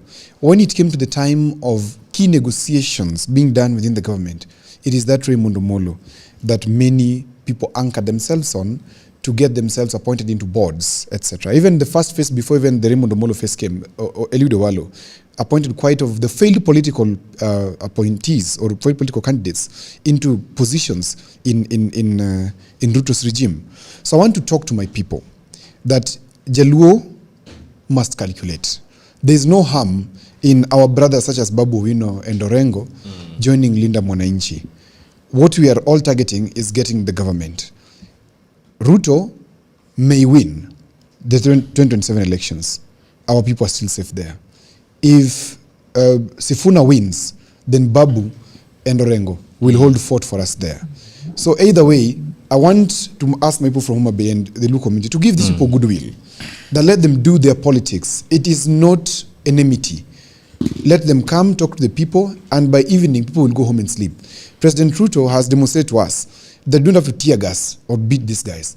Let them talk. The people can see if they have substance or not. Number two, I want to talk to the county government of Homa Bay.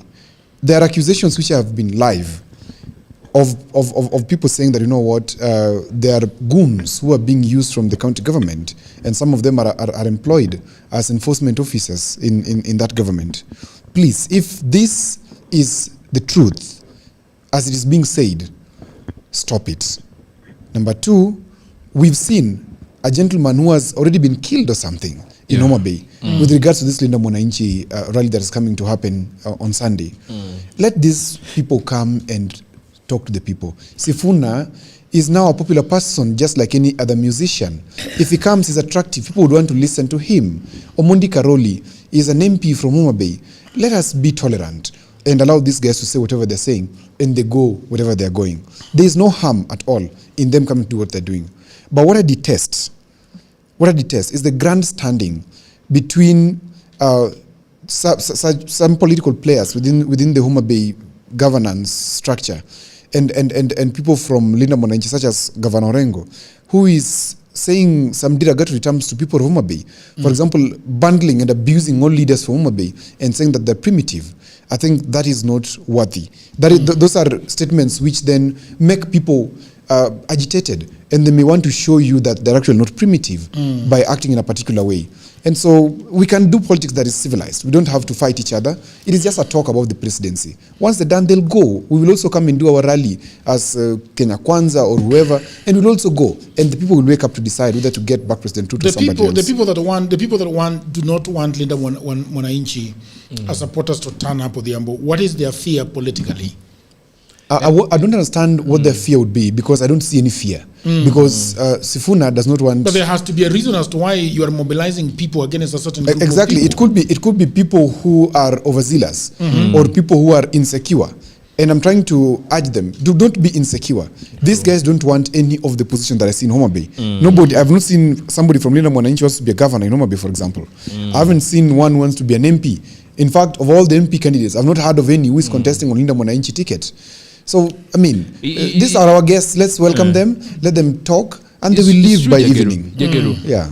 Actually, the people who do not want Linda Mwananchi to hold the rally. Can we have the phone, please? People of the internet, we are just about to start taking our phone calls now, even as Oluoch is giving his submission. So please, if you can call us through the normal line, we'd really appreciate, because WhatsApp, for some reason, is really difficult to listen to. And please, when you're calling us, please mute the device from which you are watching us, so that we can hear you, and don't place it on loudspeaker, because that is also sometimes very problematic. Thank you very much. Okay, Mr. Oluoch. You've asked that important question, that why is it that they're afraid of Linda Mwananchi to hold their rally? The people of Homa Bay have no problem with Linda Mwananchi coming to Homa Bay. It is just individual politicians in Homa Bay, not the people of Homa Bay. And the reason for that is definitely insecurity. And that insecurity is perception of support. These are leaders who have heavily benefited from the broad-based arrangement. Others are cabinet secretaries, others are receiving funding or development, as they want to term it. But why are they receiving this? They're receiving this with the promise that in 2027, we are going to heavily gather people from Luo Nyanza to vote for William Ruto. And that perception has to continuously be preserved, especially right now in Homa Bay, that William Ruto has the support of Luo people. So the moment they see that if Linda Mwananchi would come and hold a very successful rally, like the one they did in Bungoma, and Sifuna is welcomed with triumph and celebration, it creates the perception that William Ruto does not have support in that region. That is their major insecurity. So these individual leaders want to balkanize the people of Homa Bay and to divide them, so that that rally does not become successful in that region, so that it gives the show that Homa Bay is locked for broad-based arrangement and not any other individual. So they do not want any dissenting opinion against William Ruto. But it is not the people of Homa Bay, it is the individuals who are there. It is their own insecurity. But aside from all, the will of the people will always supersede individualistic interest. Linda Mwananchi will come to Homa Bay. And I love the point that Odhiambo has said. You know, aside from just leadership and everything, if you look at it, it is actually the Luos who are gaining. Whether William Ruto wins or lose, part of the brigade of Linda Mwananchi is generally driven by the Luo political figures. Look at Orengo, Babu. Even Sifuna, I would love if you term him as a political figure from Luo Nyanza, because he's someone who was born and bred in ODM and with Raila Odinga. So either way, it is the Luos who are going to be gaining. If Sifuna, Babu Owino will become even your cabinet secretary, if in case he does not become a governor. So anything can happen. So we are not losing as Luo people. So let us not fight each other in Homa Bay. Let us show up and just listen. You don't even have to support Linda Mwananchi. Yes. All right. Somebody's on the line. Hello. Hello. How are you? Hello. Hello. John Tess. Hello. Can you hear me? Is your mitambo working? Hello. Good evening. Hello. Good evening, Jagger. How are you? Oh, that's very clear. How are you doing? What's your name and where are you calling us from, brother? Yeah, I'm calling you from Mombasa. You're calling from Mombasa. What do you think about the issue of 2060? We have got an issue in Homa Bay. Yeah, so I want to comment on Homa Bay. Okay. Yes, I feel like the main reason you feel like Governor Wanga is kind of scared in the Mwananchi going to Homa Bay. Okay. Is because they have not been telling the president the truth. All right. I think that majority of Luos, I'm speaking as a Luo personally. Okay. I think that majority of Luos have aligned themselves with the Linda Mwananchi team. Okay. Yes, but they are not willing to come out clearly, most of them. I think because of fear and intimidation. There's a lot of intimidation going on in Luo Nyanza. Yeah, so most of the people in Luo Nyanza are kind of afraid to come out clearly. Hello? Yes, nakusikia. Yeah, that's why the reason why you feel like Gladys Wanga is kind of insecure. Then Jagero, can you imagine an instance when when Kidero joins Linda Mwananchi. Do you know Gladys Wanga is going home? Is he joining? Yes. Let's say, for an instance, for example, if Kidero joins Linda Mwananchi and vice for governor in Homa Bay, I'm telling you, Jagero, Wanga will be going home. Okay. Yes. And now I want to comment on the Vision 2060. Okay. I think the president has good intentions, but the problem is the trust deficit. All right. Majority of Kenyans don't trust President Ruto. And the trust deficit comes from the acts of the people that are near the president. You see, what the president cronies are doing is what is causing the deficit towards Ruto. True. Okay. Very true. Yes, and when it regards to the economy, according to the economy, why do you feel like most of the Kenyans don't have money in their pockets? I feel like the president focused more on the macroeconomic part of the economy, and he left the micro parts of the economy. So the issue is not actually with the president, but the issue is with the economic advisors of the president. They did let the president deal with the macro part of the economy first. Now you see like shiny things like Talanta, the big highway, the big bridges. Those are the presidents are prioritizing first. But I think that the president will have prioritized things like maybe the living cost will have reduced a bit. I think like affordable housing wasn't in a hurry. I think like the president could have just made sure that the common Mwananchi has money in his or her pocket. All right. Yes, and I want to say this, however much we might criticize President Ruto, I personally don't support President Ruto, and I want to put this on record that I want to vote for him. Okay. But we have to accept that President Ruto has really tried in terms of the infrastructural development of the country. That's a tick. I have a question. That's a honest one. Yes. You will not vote for Ruto? I will not vote for Ruto. Oh, that's all I wanted. And I won't vote for Ruto because of one main reason. The main reason is President Ruto has a lot of unanswered young youths that were killed in the demonstration. As long as those questions are not answered, I can never vote for President Ruto. What is? I have a question. I have a question as well. Yes. I have a question. Let me ask a question. No, why are you guys being anarchists? I have a question, my brother. Can I ask? Yes, go ahead. Well, I do agree with you, and I think you're a very honest person. From what you've said, the comment you said about the president is very fair, and if that is the reason why you want to vote him, I mean, absolutely agree with you.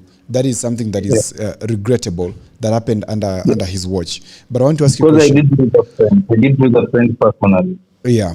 Let me ask you a question. What is this question? Because I value feedback very much. What is this question? What are these questions that you're saying, unless they're answered, then there is nothing you're associating with President Ruto in terms of vote in 2027? For example, we live in Kenya, and there are things that we have to accept. The judicial process that is supposed to be dealing with the same policemen that killed the young youth during the demonstration has been compromised. We have to accept the judiciary is under President Ruto's arm. That's a fact, Odiambo. So there is no judicial process. There is, in fact, Odiambo, can you name out of the 65 youths that were killed? Kindly, I don't have the figures, but I only know of 2 cases that are active. 2. What about the rest?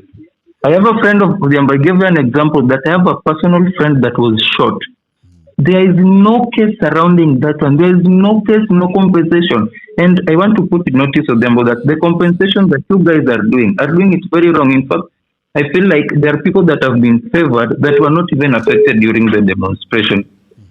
Yeah, I hear you. Thank you very much. Hello. Yes, good evening. What's your name and where are you calling us from? Good evening. It's Anderson. I'm calling from Georgia. Yes, how are you? We we need to have a party and invite our very good listeners. Yeah, I have to come to that party. Yeah. Yeah, you'll come when we announce it. You should send us some kilos of nyama ahead of time. Yeah, I can send. I actually live near the slaughterhouse. She actually lives next to the slaughterhouse. Yes. Please send us 5 kilos. Are you able to manage 5 kilos? Yeah, Joe. Amepotea. Did we lose her just about when we were talking about nyama? Hello? She will come back. Hello? Something happened. The call dropped. She will come back. Yeah. Good work. Good work. Adrian ameshikilia kitu ya huyo jamaa kabisa. Adrian ameshikilia kitu ya huyo the caller that has just exited. Hey. Hello? And I like him. I like him too. Hello? Hello? Hello? Hello. Yes, good evening. What's your name and where are you calling us from, brother? Jagero, this is Sylvester Mboya. Sylvester Mboya? Yes, I'm calling you from Nairobi. Nairobi. Very, very good. What say you? I have a point of information to Odhiambo Otieno and Joachim. Yes. So I wanted to ask Odhiambo because Odhiambo is involved in mining. Okay. Can you ask him whether he has seen the Kenyan mineral map and superimpose it with the map of conservancies?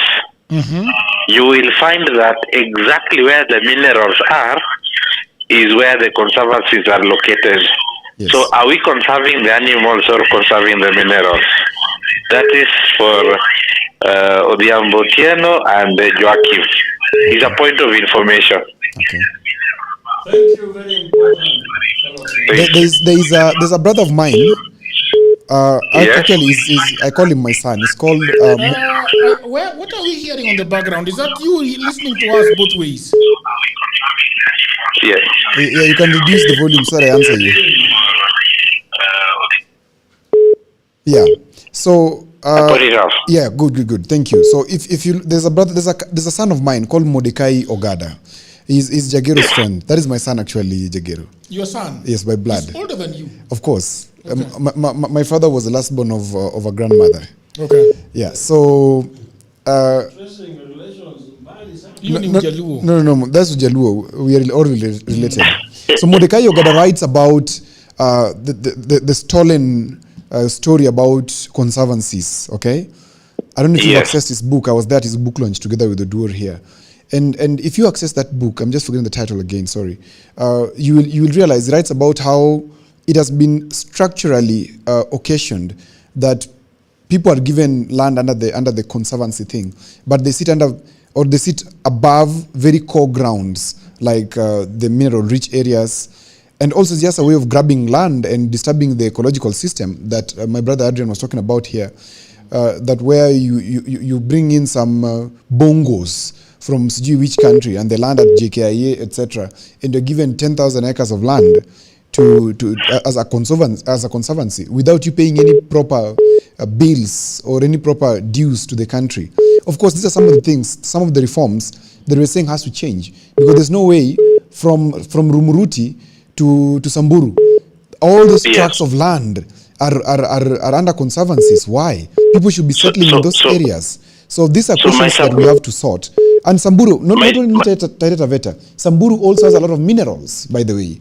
And yes, those minerals, I know, rare earth, you have rare earth, you have cobalt. Yeah, a lot of it in Samburu actually. And these are some of the things that moving forward, we must speak as a country together and ask ourselves, what is the land question and how can we sort it? So my submission in closing, in finishing, as Jagero says, is that the conservancies is not meant to conserve the animals. It is conserving the minerals. All right, thank you very much. Hello?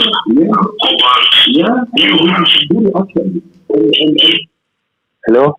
Yes, good evening. What's your name and where are you calling us from, brother? Good evening, my brothers. My name is Ahmed. I'm calling from Lamu. Yeah, our usual guest from Lamu. Yes, yes. No one else, of course. How are you, everyone? Very well. We are right. Today we are cordial. Yeah, Ijagiro. Today we are pendanaring, no kupiganaring.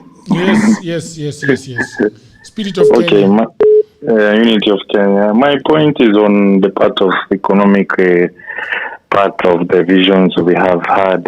I think we can frankly say that tumetoka mbali. Yes, there is a very famous saying people just say after they finish university, like mwalimu math ulisema tufiki mbali, hapa ni wapi?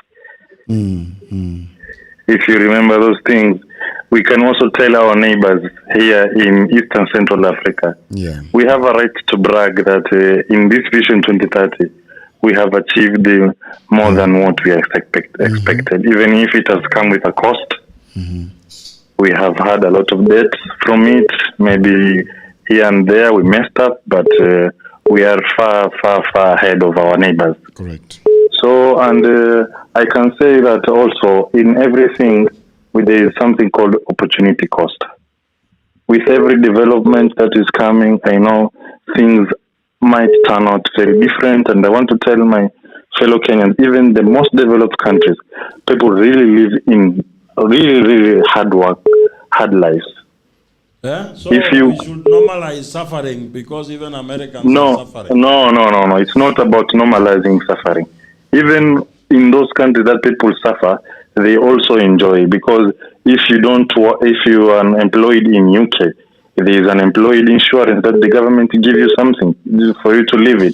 In Germany and Belgium and also the Netherlands, there are housing for people who don't have jobs. So all those comes with. So what I am saying is that for us to get where we want, we must feel some pain on the way. And this is what we are feeling right now. We have developed economically, but in terms of growth individually, people, I know it is down there, but it will get up. But these things take time. It cannot be just 30 years. As a very famous man said, I think it's Barack Muluka said, we are short-sighted in terms of our visions. We should be focusing on 100 years from now, and then we sit and say, where are we? But in 30 years, people expect things to be creme de la creme. I don't think it's possible. Let me ask you, ndugu yangu. Yes. Yeah, I want to bring this gentleman on the call, even as you ask him. My gentleman from Lamu, I'm putting you on Hello? I'm matching your call Hello, with yes. the Can next you hear me caller. now?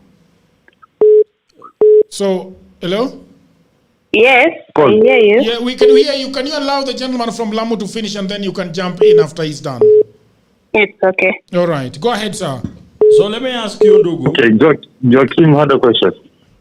Yeah, what was the poverty rate of China in 1980s? I cannot say. Maybe you tell me. It was 80%. Yes. And what was its poverty rate in early 2000? It was how much? It was a single-digit poverty rate. Single-digit poverty rate. Yes. So how long did it take from 1980 to 2000? 30 years. To 2000, it's 20 years. 20 years. So why are you saying it's difficult for Kenyans to achieve their dreams in 30 years? It's you cannot compare us with the vast majority of the Chinese. So what is the point people. of departure from Kenyans and Chinese? First, the Chinese, their country is bigger and the population is bigger. They have a bigger manufacturing base. Everything is totally different. So when we are getting Chinese started manufacturing, because the poverty rate was at 80 when President Deng was taking over, and when he was leaving, it was at a single digit. How did they do it? They did it by structuring themselves well and doing the right thing for themselves. Okay. So you are saying we can't do that and achieve the same in 20 years? We can. I cannot say we can. I cannot say we cannot. We can. But do we have that?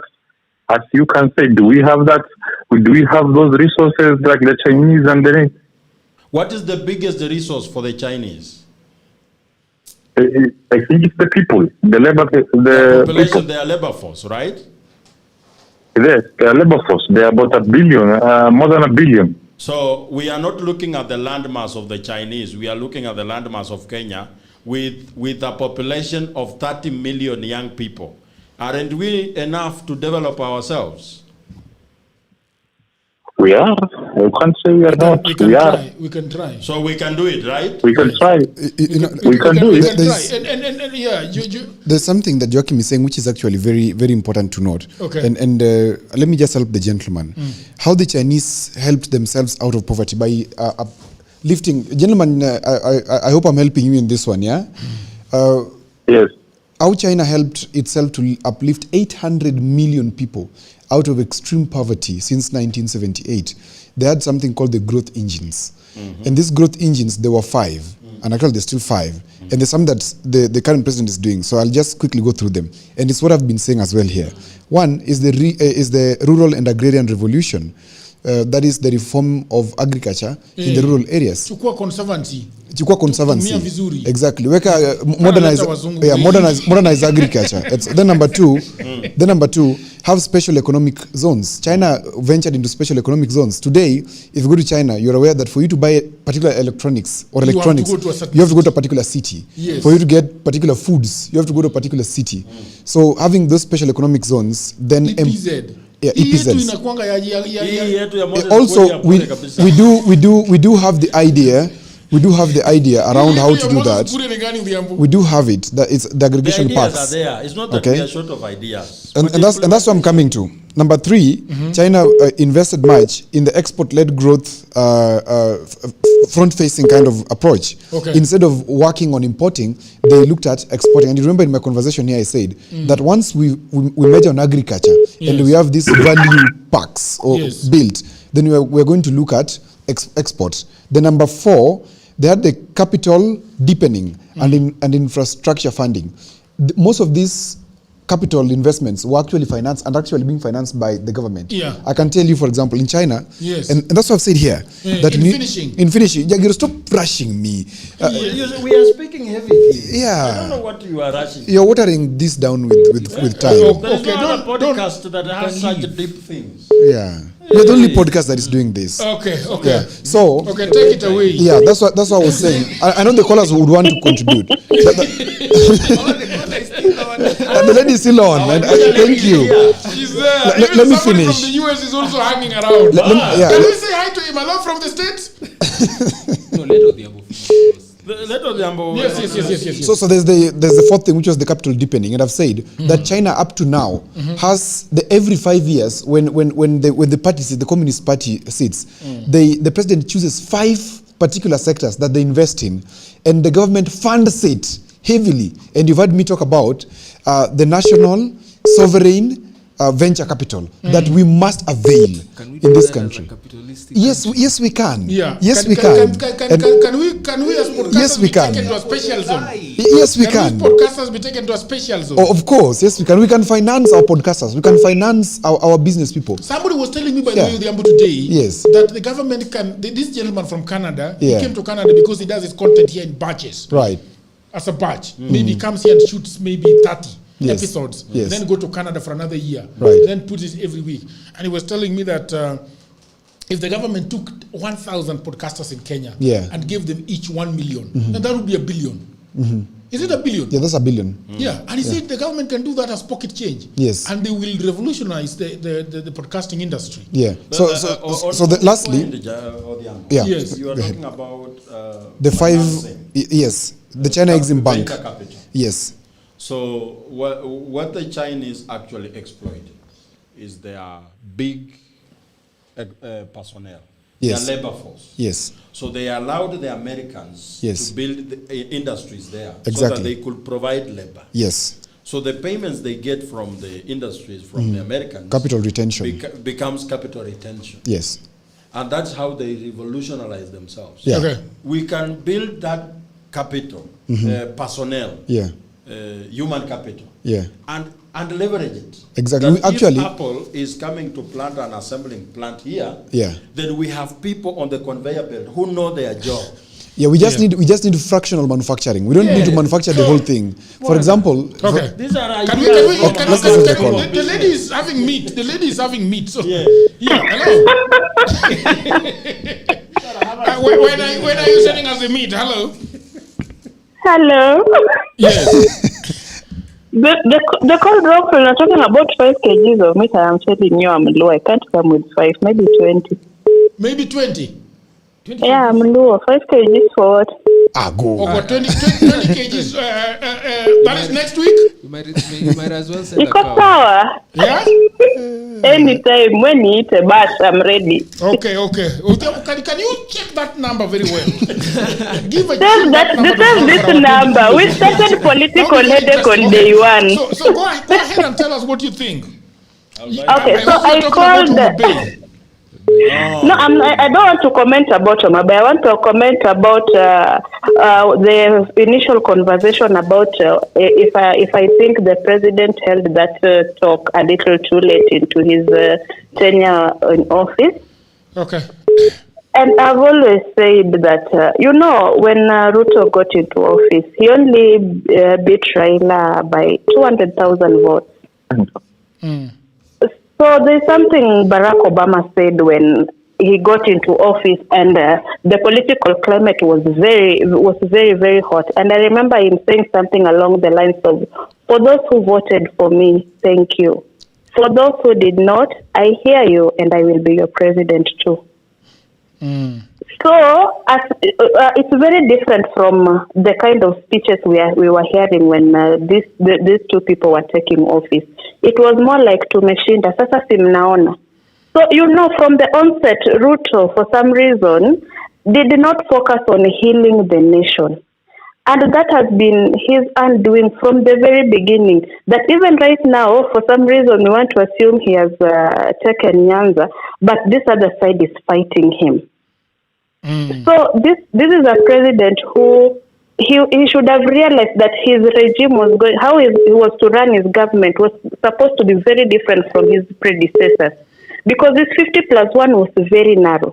So even me as Luo here, I cannot vote for Ruto. Why? Because there are so many things he's doing last minute, as if suddenly ameamka, ameshtuka, let me now do this. He really cannot tell me or convince me, or his apologies or whatever, cannot convince a lot of us that now he had it in him, he had this goodwill to do anything. It's more like he's just now clutching on straws, trying to catch something like, look guys, I'm doing something. But from the beginning, that was not Ruto. Ruto was just very braggadocious, and then he had the Gashagwa to now spew insults on us, kila mahali, nyinyi Jaluo, nyinyi nini. So from the beginning, Ruto did not do it for me. Why should I believe him 5 months into another campaign season? Very nice. Right, you said he was braggadocious. He was very braggadocious. This is not the Ruto we have. Even the time he was addressing Gen Zs back in the day, it is not the Ruto we have. Hii sasa anakaa ni kama simba amenyeshewa, sasa anaanza kuwa mpole. But inside him, we know who he is. Who is he trying to convince right now? It is not working. Thank you. Okay, thank you. Thank you. I know Odhiambo will not eat the meat, but we will. Odhiambo utakula nyama baba, usijali. Nakupenda. Tuletee nyama hiyo itakuwa sawa. Asante kabisa. You guys have nyama segregation. Nani is broke? Ailete Linda Mwananchi. Unajua mimi hata sijaona namba yake. Sijui namba yake ni gani. Hello? Yes, hello. Habari Jagero. Salama sana. What's your name and where are you calling us from? Yes, my name is Leonard Ocheng. I'm calling from Mirema. Yes, I want to match some other phone number here. So when I get his call, please do not I want to merge you guys. So just a moment. Hello, there is a gentleman from the States. Hello. Hello. House parties. Okay, go ahead, sir.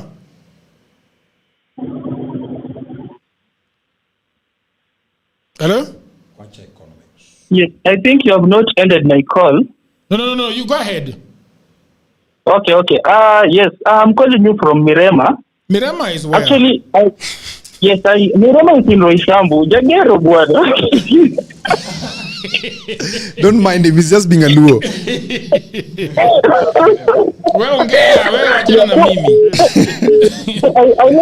I like this conversation because first of all, it doesn't dwell on rumors or motion. This is a real political headache. Okay. And I want to go on this the Vision 2060. For me, I think before we start discussing about the Vision 2060, first of all, what should have happened is we should have audited the Vision 2030. Where were we? What did we want to achieve? So that before we go to Vision 2060, we already know where we are going. And also, when the planners were planning for Vision 2030, a lot of things have changed. Like the level of check has changed. Right now, people are talking about AI. But even when you look at that Vision 2060, they are not talking about AI. They are not talking about this upcoming check that is happening. So for me, Vision 2060 is a no. We should have, first of all, we should audit where we were, what we wanted to achieve, and where we are right now. Let's work on very simple things like corruption. We don't need Vision 2060 for us to know that there's a corruption problem in this country. We don't need Vision. Hello, there is a gentleman who has joined the call. I would ask you that you please mute your device from which you are listening to us, and then allow this gentleman to speak, and then we can go to you. Thank you very much. Go ahead.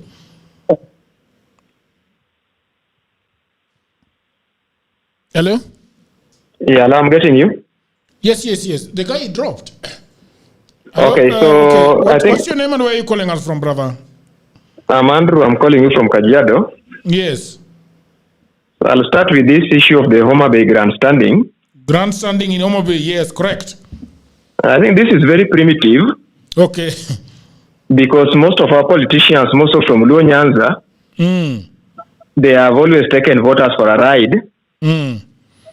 And I think their master is gone, so they feel shaken. Because it's really primitive not to allow somebody to speak his mind. Yes. Like we've seen even small political formations having very good ideas, like for instance, Safina. On the political formations. That's an insult to a party led by Wanjigi. No. But your party is small. You have been appreciated, however small you are. The party should be measured by its ideas. We are a big party, but thank you, we are. Yeah. No, you are a small party. You have no representation in parliament.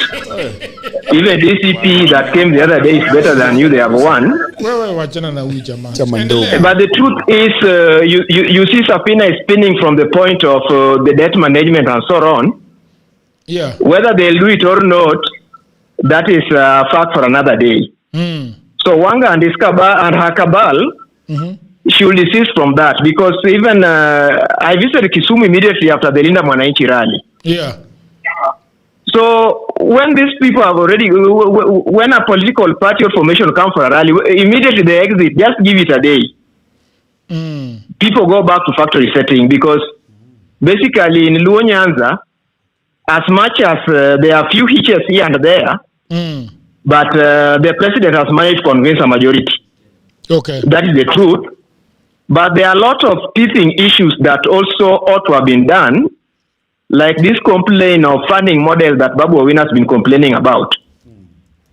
This is something that the president should just be able to manage by just some declaration, like this CDF. It is something that has been declared unconstitutional in the courts of law. So this CDF money can just be pumped to fund free secondary, university, tertiary education. It is possible. Then there was this thing that Adrian was raising, which is also very important. Hello? Yes, tunasikusikia. Yes. On the issue of environmental management in the Tsavo West or East in Taveta. Yes. So, like Wangari Maathai once said, when you fight nature, nature will also fight back. So, we've seen a lot of human-wildlife conflicts just in Rongai next to you here. You've seen what is happening. And even other factors like pollination. Like, for instance, there was a time people were using a lot of insecticides to spray the animals. You find, apart from killing ticks and flies, they also kill the butterflies and so on. So pollination cannot take part. Cannot take part. So you find you harvest empty maize cobs. So those are things that we should leave to specialists to analyze on how we live with the environment around us. Do you think? Then, yes. Do you think we should go the Odhiambo suggestion of carving a part of our national parks for mining? That is dangerous and deadly. Very dangerous. Yes. Because we have already reduced a very huge portion of what used to be our national park. In fact, Nairobi itself used to be a national park over 60 years ago. So why should we continue reducing it? Yeah. Tell Odhiambo to go to. So that is deadly. Then, as much as we are crucifying the president, hello? As much as we are crucifying the president, in fact, our parliament from 2013 has not done well even on the legislative statutes. Like, for instance, something to do with the Public Finance Management Act. That law in itself advocates for budget corruption. So I think parliament should look into it. And I think the person who should guide this is the president, because he was able to fire his deputy through parliament. I believe he can still steer the same parliament to check on these draconian laws that cause pilferage in the public finance. So that's something that they must take into effect. Then we also have a problem with the quality of public participation that we have preceding the making of these laws. At times, people go into public participation with grandstanding when they have already taken sides, such that even when the president's side is right, other people must just oppose it for the sake of it.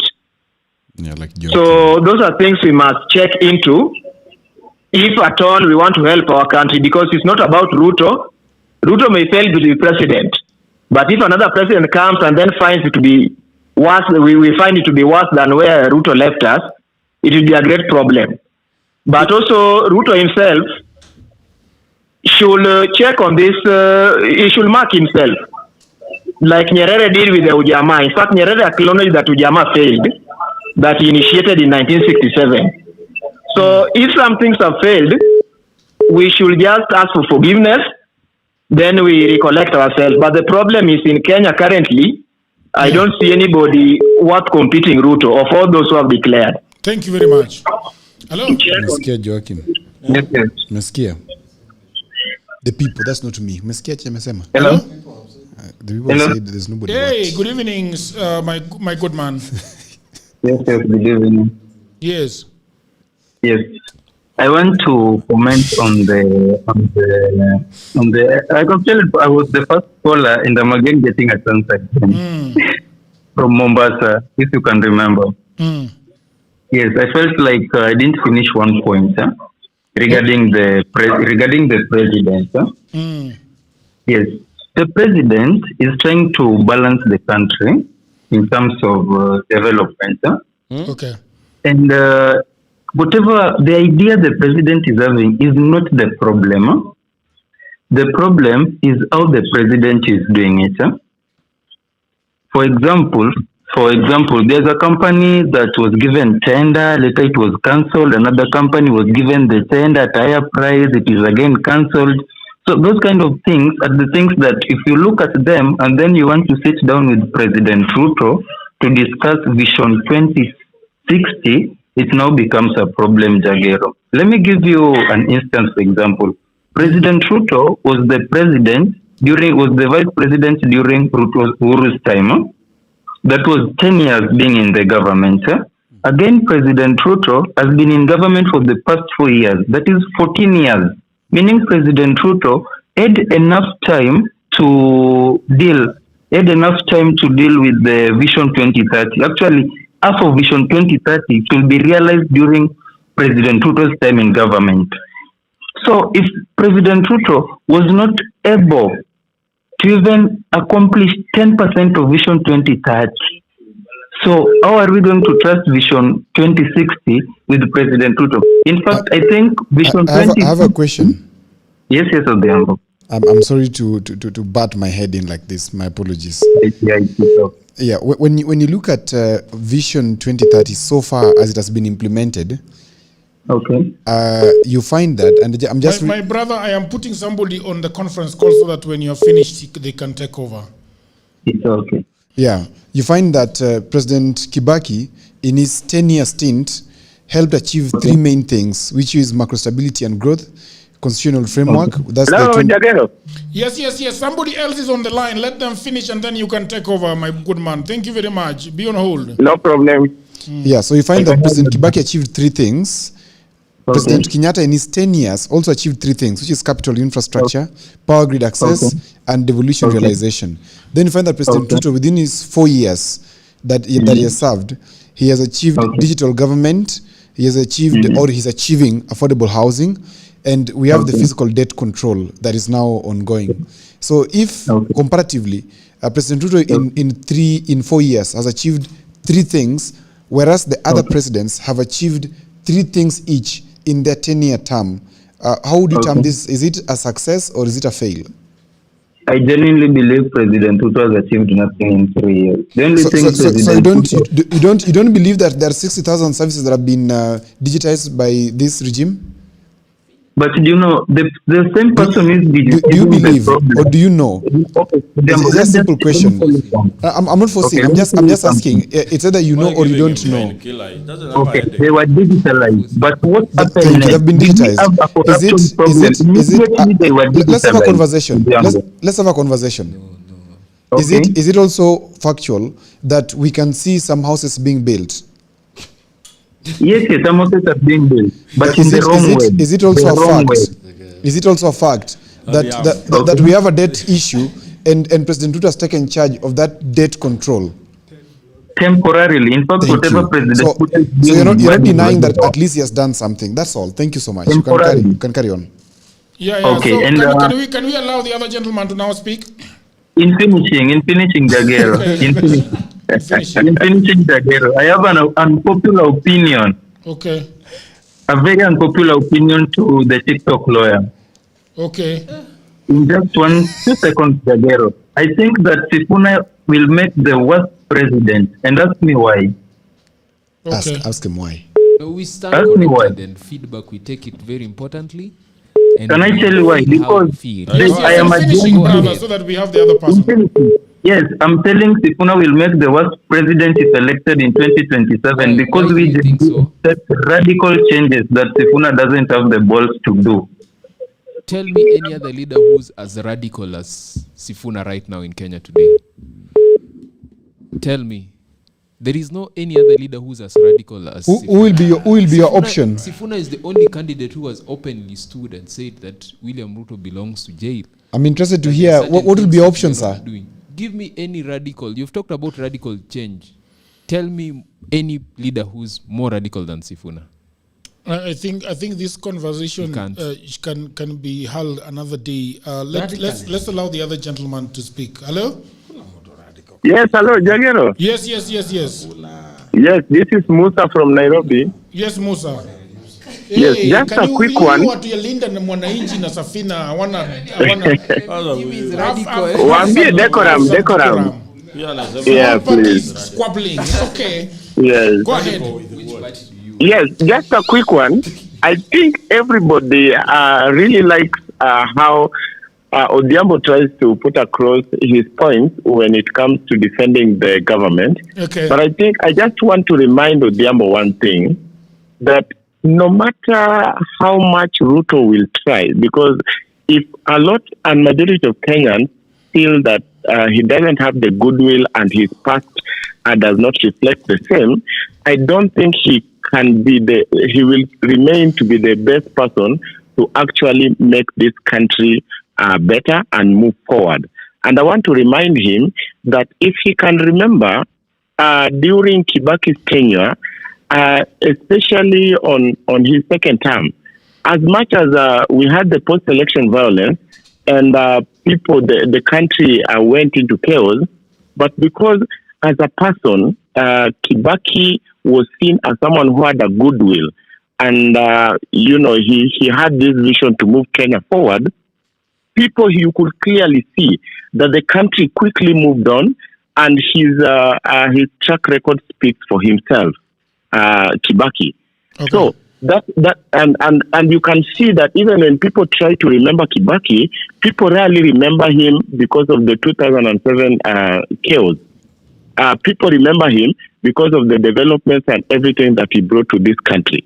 So the only thing that I want to try to tell Odhiambo, the problem is not really the ideas of Ruto. The problem is him as a person, and I think people feel that him as a person is not the right person to move this country forward. He's not demonstrated it in so many ways, being the best person to move this country forward. So I don't think if that will change, and I don't think if he will actually convince people with all this vision 60 and all these things. Can I ask a question? Yes, please, Odhiambo. Can I ask a question? Please. Yes. Good. So you remember 2022? Yes. On which side of the divide were you? When it comes to voting. Yes. That is a very interesting question, because yes, I actually voted for Raila. Yes. But in spirit, yes, I was actually mauled by how Ruto was promising people and all these things. So I was like, I love Raila, but I don't have a problem with if Ruto becomes president and he actually actualizes everything that is promising the country. Yes. And I think that is where people get it. People are so angry with Ruto because I think people had so much hope in him that he was going to change this country. But if you look at everything that Ruto has done, the things that people were actually hoping that he was going to do, first hand, that people felt that actually heals this country, he never did them. My deduction was this, that in 2022, yes, just like you, I was on the Azimio side, not just as a commoner. I was very much involved in the activities that were happening right there. And I was shocked at Kenyans. And Kenyans, the Kenyan voter is a peculiar animal. 2027, we are expecting to see something different. Well, I hope so. If it doesn't happen, I'll not be shocked. Thank you. All right. Thank you, my brother. Okay. Gentlemen, it's been a beautiful podcast. Thank you for the bromance between Odhiambo and Joachim today. It is always a good thing to see brothers live together in harmony. TikTok lawyer, you are very antagonistic. I don't like you for that. You're going to have to put up with me. But on a point of the Amborace, he raised areas where China developed. Yes. And you realize that at Safina we have mastered that art. You have mastered that art? No, this one is saying no. Yeah. They are struggling with basic economy. Yeah.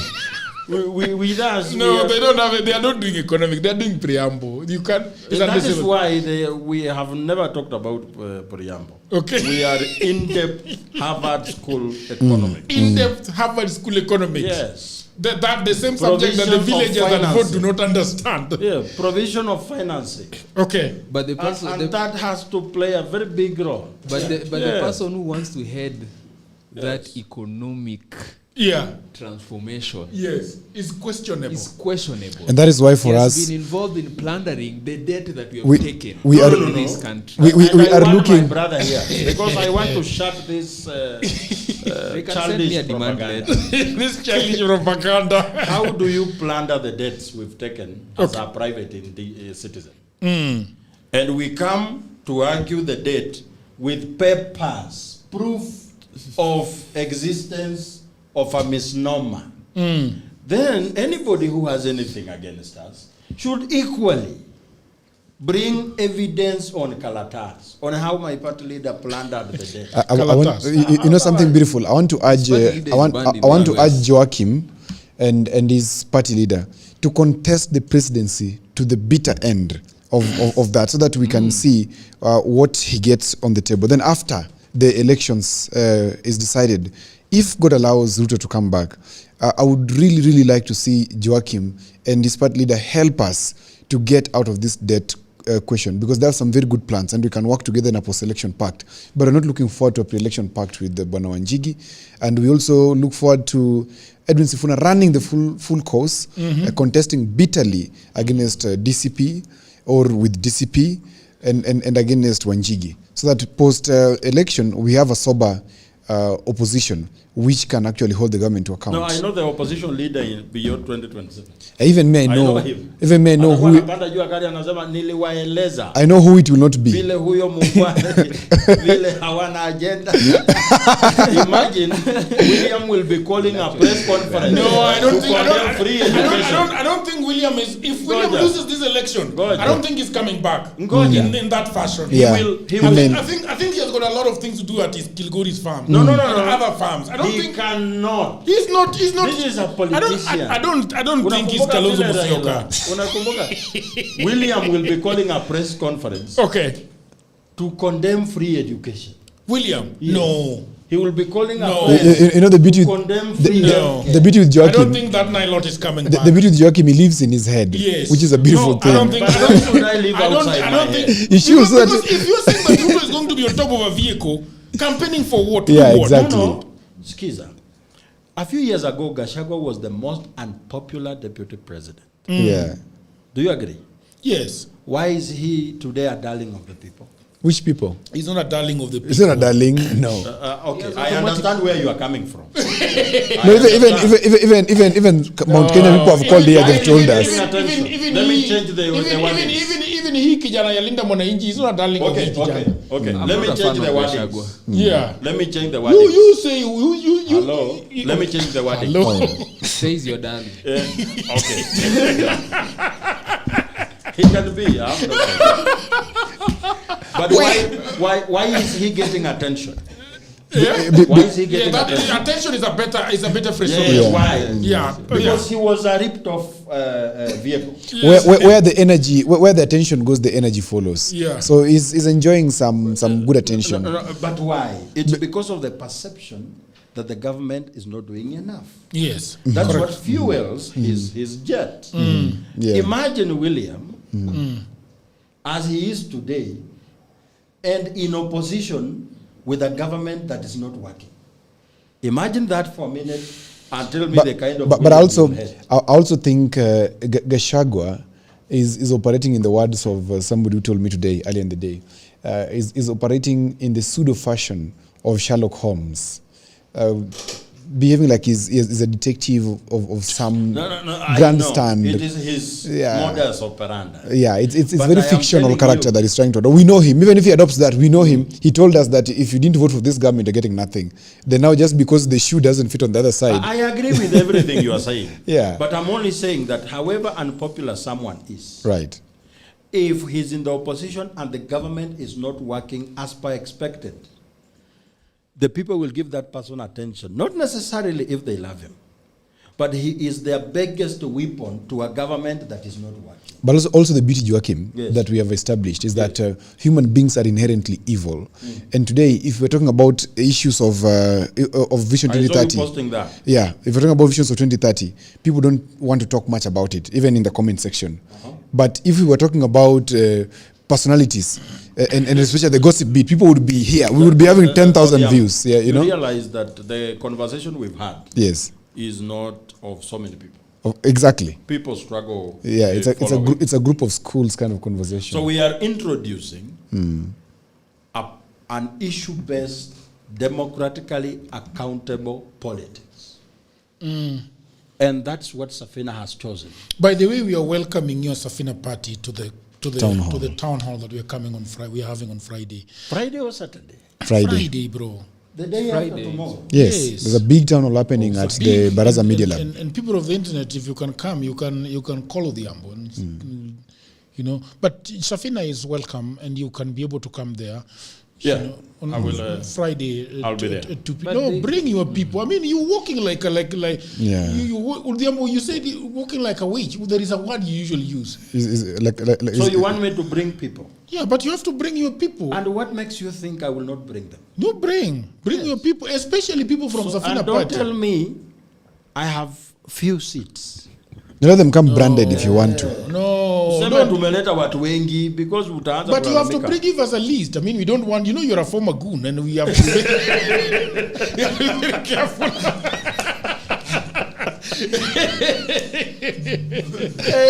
Because unajua goon zako waliharibu hizo vitu za kale vamizi jana. Oh really? Akele Vamizi was swarmed by goons yesterday. This guy was stolen from. His power bank is not there. My money. My shirt. Really? Yes. They tore your shirt? I was followed by 10 motorbikes, each carrying 3 young men. Bwana, I thought I love the person who is going to be. You thought you were darling. Senator Siaka, bro. I was baptized by fire yesterday. Oh. Like, who do you think mobilized against Amisi? Was it Linda Mwananchi? No. I think it is Linda Mwananchi. It isn't Linda Mwananchi. It's the people who were given the task of mobilizing people to attend the launch. You know, so that's the problem. It was not natural. They got a wrong crowd. Natural. So you definitely just get a wrong crowd. Just like what happened at Race Course. During the launch of Safina Party. Yes. Somebody's asking Jagero Town or Mombasa. Go mobilize the Town ya Mombasa tutapanga. Tulishafanya nyingine huko. Yeah, but we will go back properly. We should actually. I think we have got a very good mobilizer in Mombasa. Yeah, Mombasa is beautiful. That is going to help us. I miss Mombasa. Yes, Arigi. Arigi is a good guy. He's telling me that you are always in conversation. Yeah. Na unapata barua yake. He's my guy. Can we when can we go to Mombasa? When can we go to Mombasa? We will organize. We can organize after this. We will also liaise together with the E-team here. But I want Jagero will also be in charge of a podcast where I'll be launching my sanitary bid. Yeah, we'll do it very well. Don't worry. It will be a big event. I got your back, my brother. So Kenyans, don't worry. In me, you have a senator who is gonna speak about you. I think that even him to Linda Mwananchi will agree that you'll make a very good senator. Yeah. No responsibility, just talking. No one disagrees. No one disagrees. I support him. Yes. You're a sadist. Even the government agrees that I am a good senator. Yeah, I think nobody disagrees with you that you're gonna make a very good senator. The only thing I would ask him to do once he's senator. Okay. Help the Luya community. Help with what? No. He knows. I think he has a valid point. Okay. Yeah. The generation of flaccid Luya leaders. Yeah, it's done. It's flaccid. Yeah, flaccid. Flaccid. Yeah. People who just occupy seats and do nothing. And do nothing for the community. It's very sad for a man to be on top and does nothing. Yes. A leadership position is meaningless. It's very bad if you're a man to be on top and does nothing. Yeah. Umesikia hiyo mambo? But TikTok lawyer. But you realize that Musalia has a rare talent. Yes. Of disappearing. Of being strategically useless. A very rare talent. Strategically useless? Yes. Like today, even if you talk about the badness of William Ruto's government, you don't mention Musalia. Yeah, it's strategically useless. But he's there. You can't put him where things are going wrong. But he's there. Yeah. I think that's a rare talent. No, ma. Well, Linda Mwananchi, unasemaje? How can we help you? Go and donate to Linda Mwananchi. Okay. We have a pay bill. Okay. That is the best way to support our cause. Wait, what is the pay bill number? Pay bill is 3033. What is the other one? 49. Let me not say the wrong one. Please go and confirm. So you don't have the pay bill number of your party. No, it's 3030. It's 30. We can confirm it's 3033 or 49. Which name appears? Sifuna.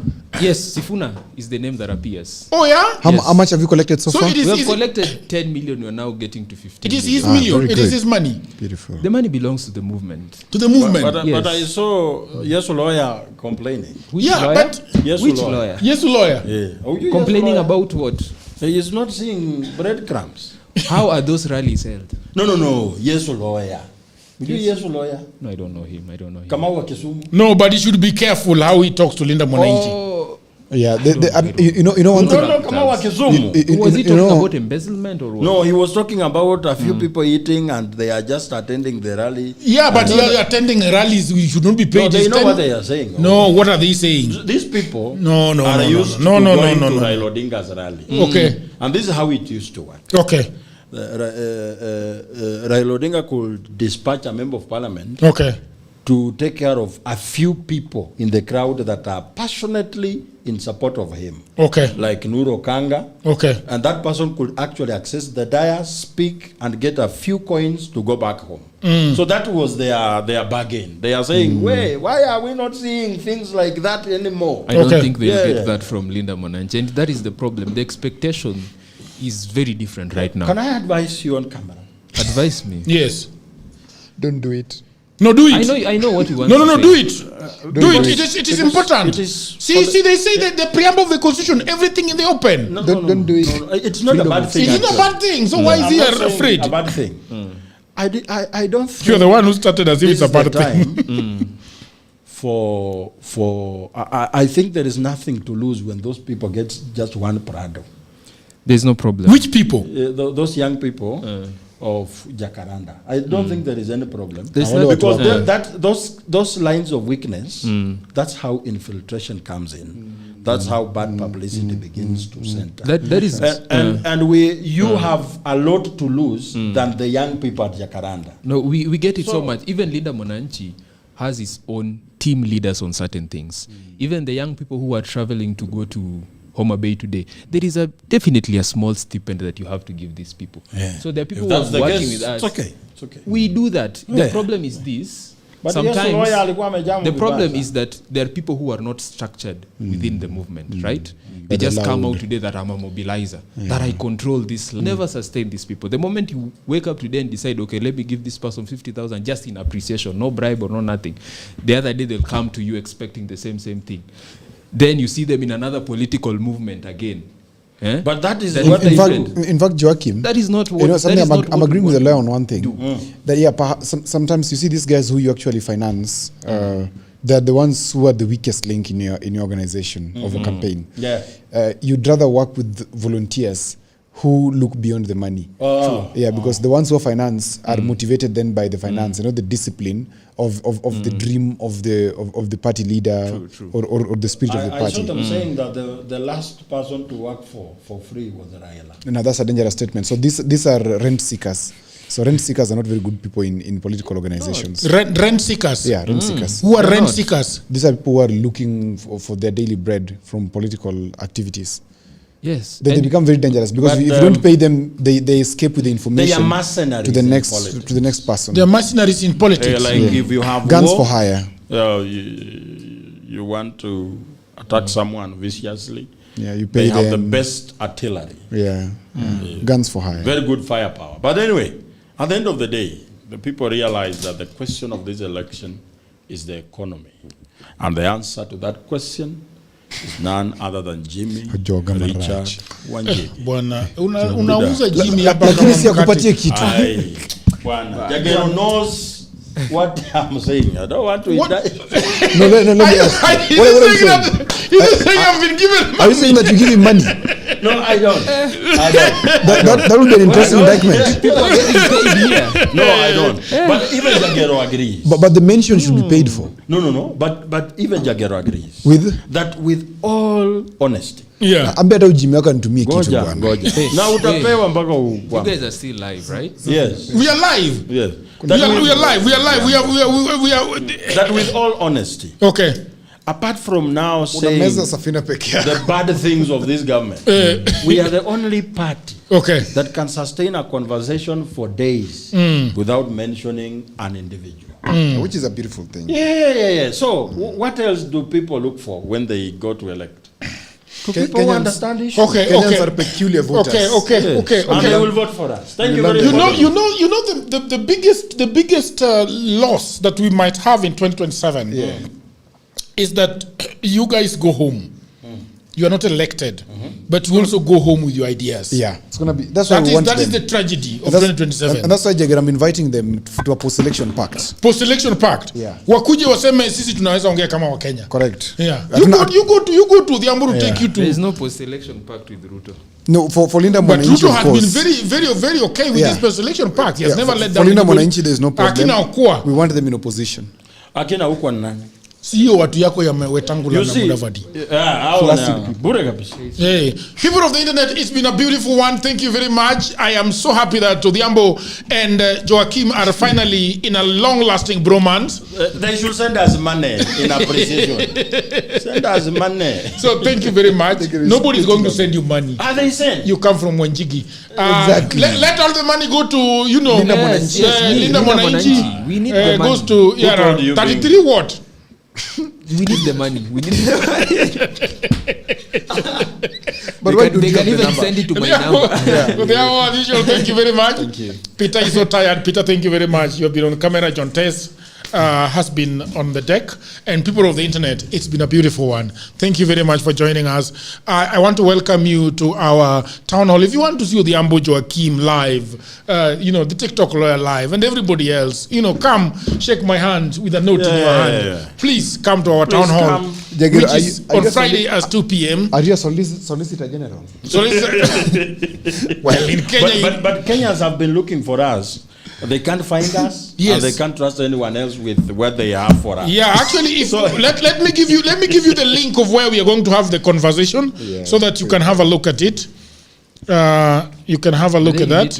You should have been having the poster up. The poster is up. See, you were sent. No. I mean, again, we are very careful. We are very careful about these things because unajua kuna goons wengi sana hii town. Goonism. Hey, jana niliona goons. Goon ya kupindukia. I thought I'm good with handling goons. Goon ya kupindukia.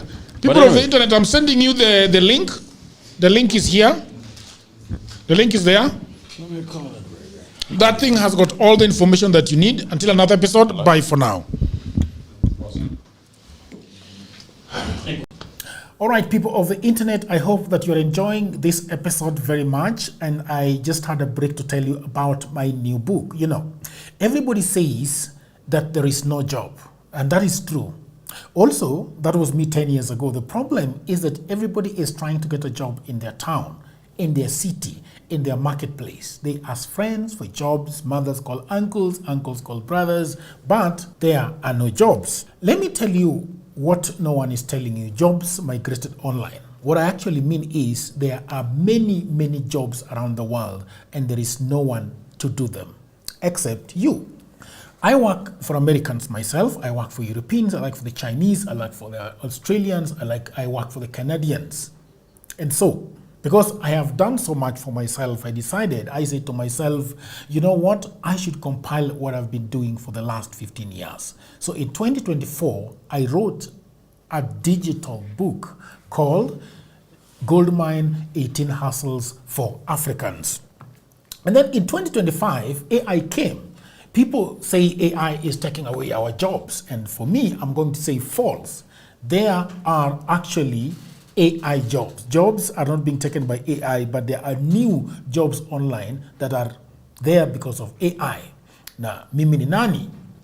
I created more jobs. And for now, in my new book, we have 25 online and offline jobs that you can leverage on if you do not have a job. So in this powerful volume 2, I share 25 new actionable online hustles specifically researched and tailored for Africans. My new book provides clear step-by-step guidance drawing from my extensive experience and research, including the mistakes I've made and lessons I've learned over the 15 years that I have worked online. So, what can you do online? You can become an executive assistant for busy folks in Europe, America, Canada, and get paid for tasks like watching videos and taking online surveys. Okay? You can build a lot of things. Build a business as a virtual assistant, start an e-commerce shop without capital, be an affiliate marketer, or you can also become actually an English tutor and tens of AI jobs. If you have a job, that is fine, But I also know that you can buy this book for that brother, for that sister, for that mother, for that cousin, for that husband who is watching Netflix all day at home. Buy it for your friend who is always asking for cash. You know that friend. Now, all the information is on the description below. You can also inbox me, you can WhatsApp me, or go to my website, which is odworjegero.co.ke.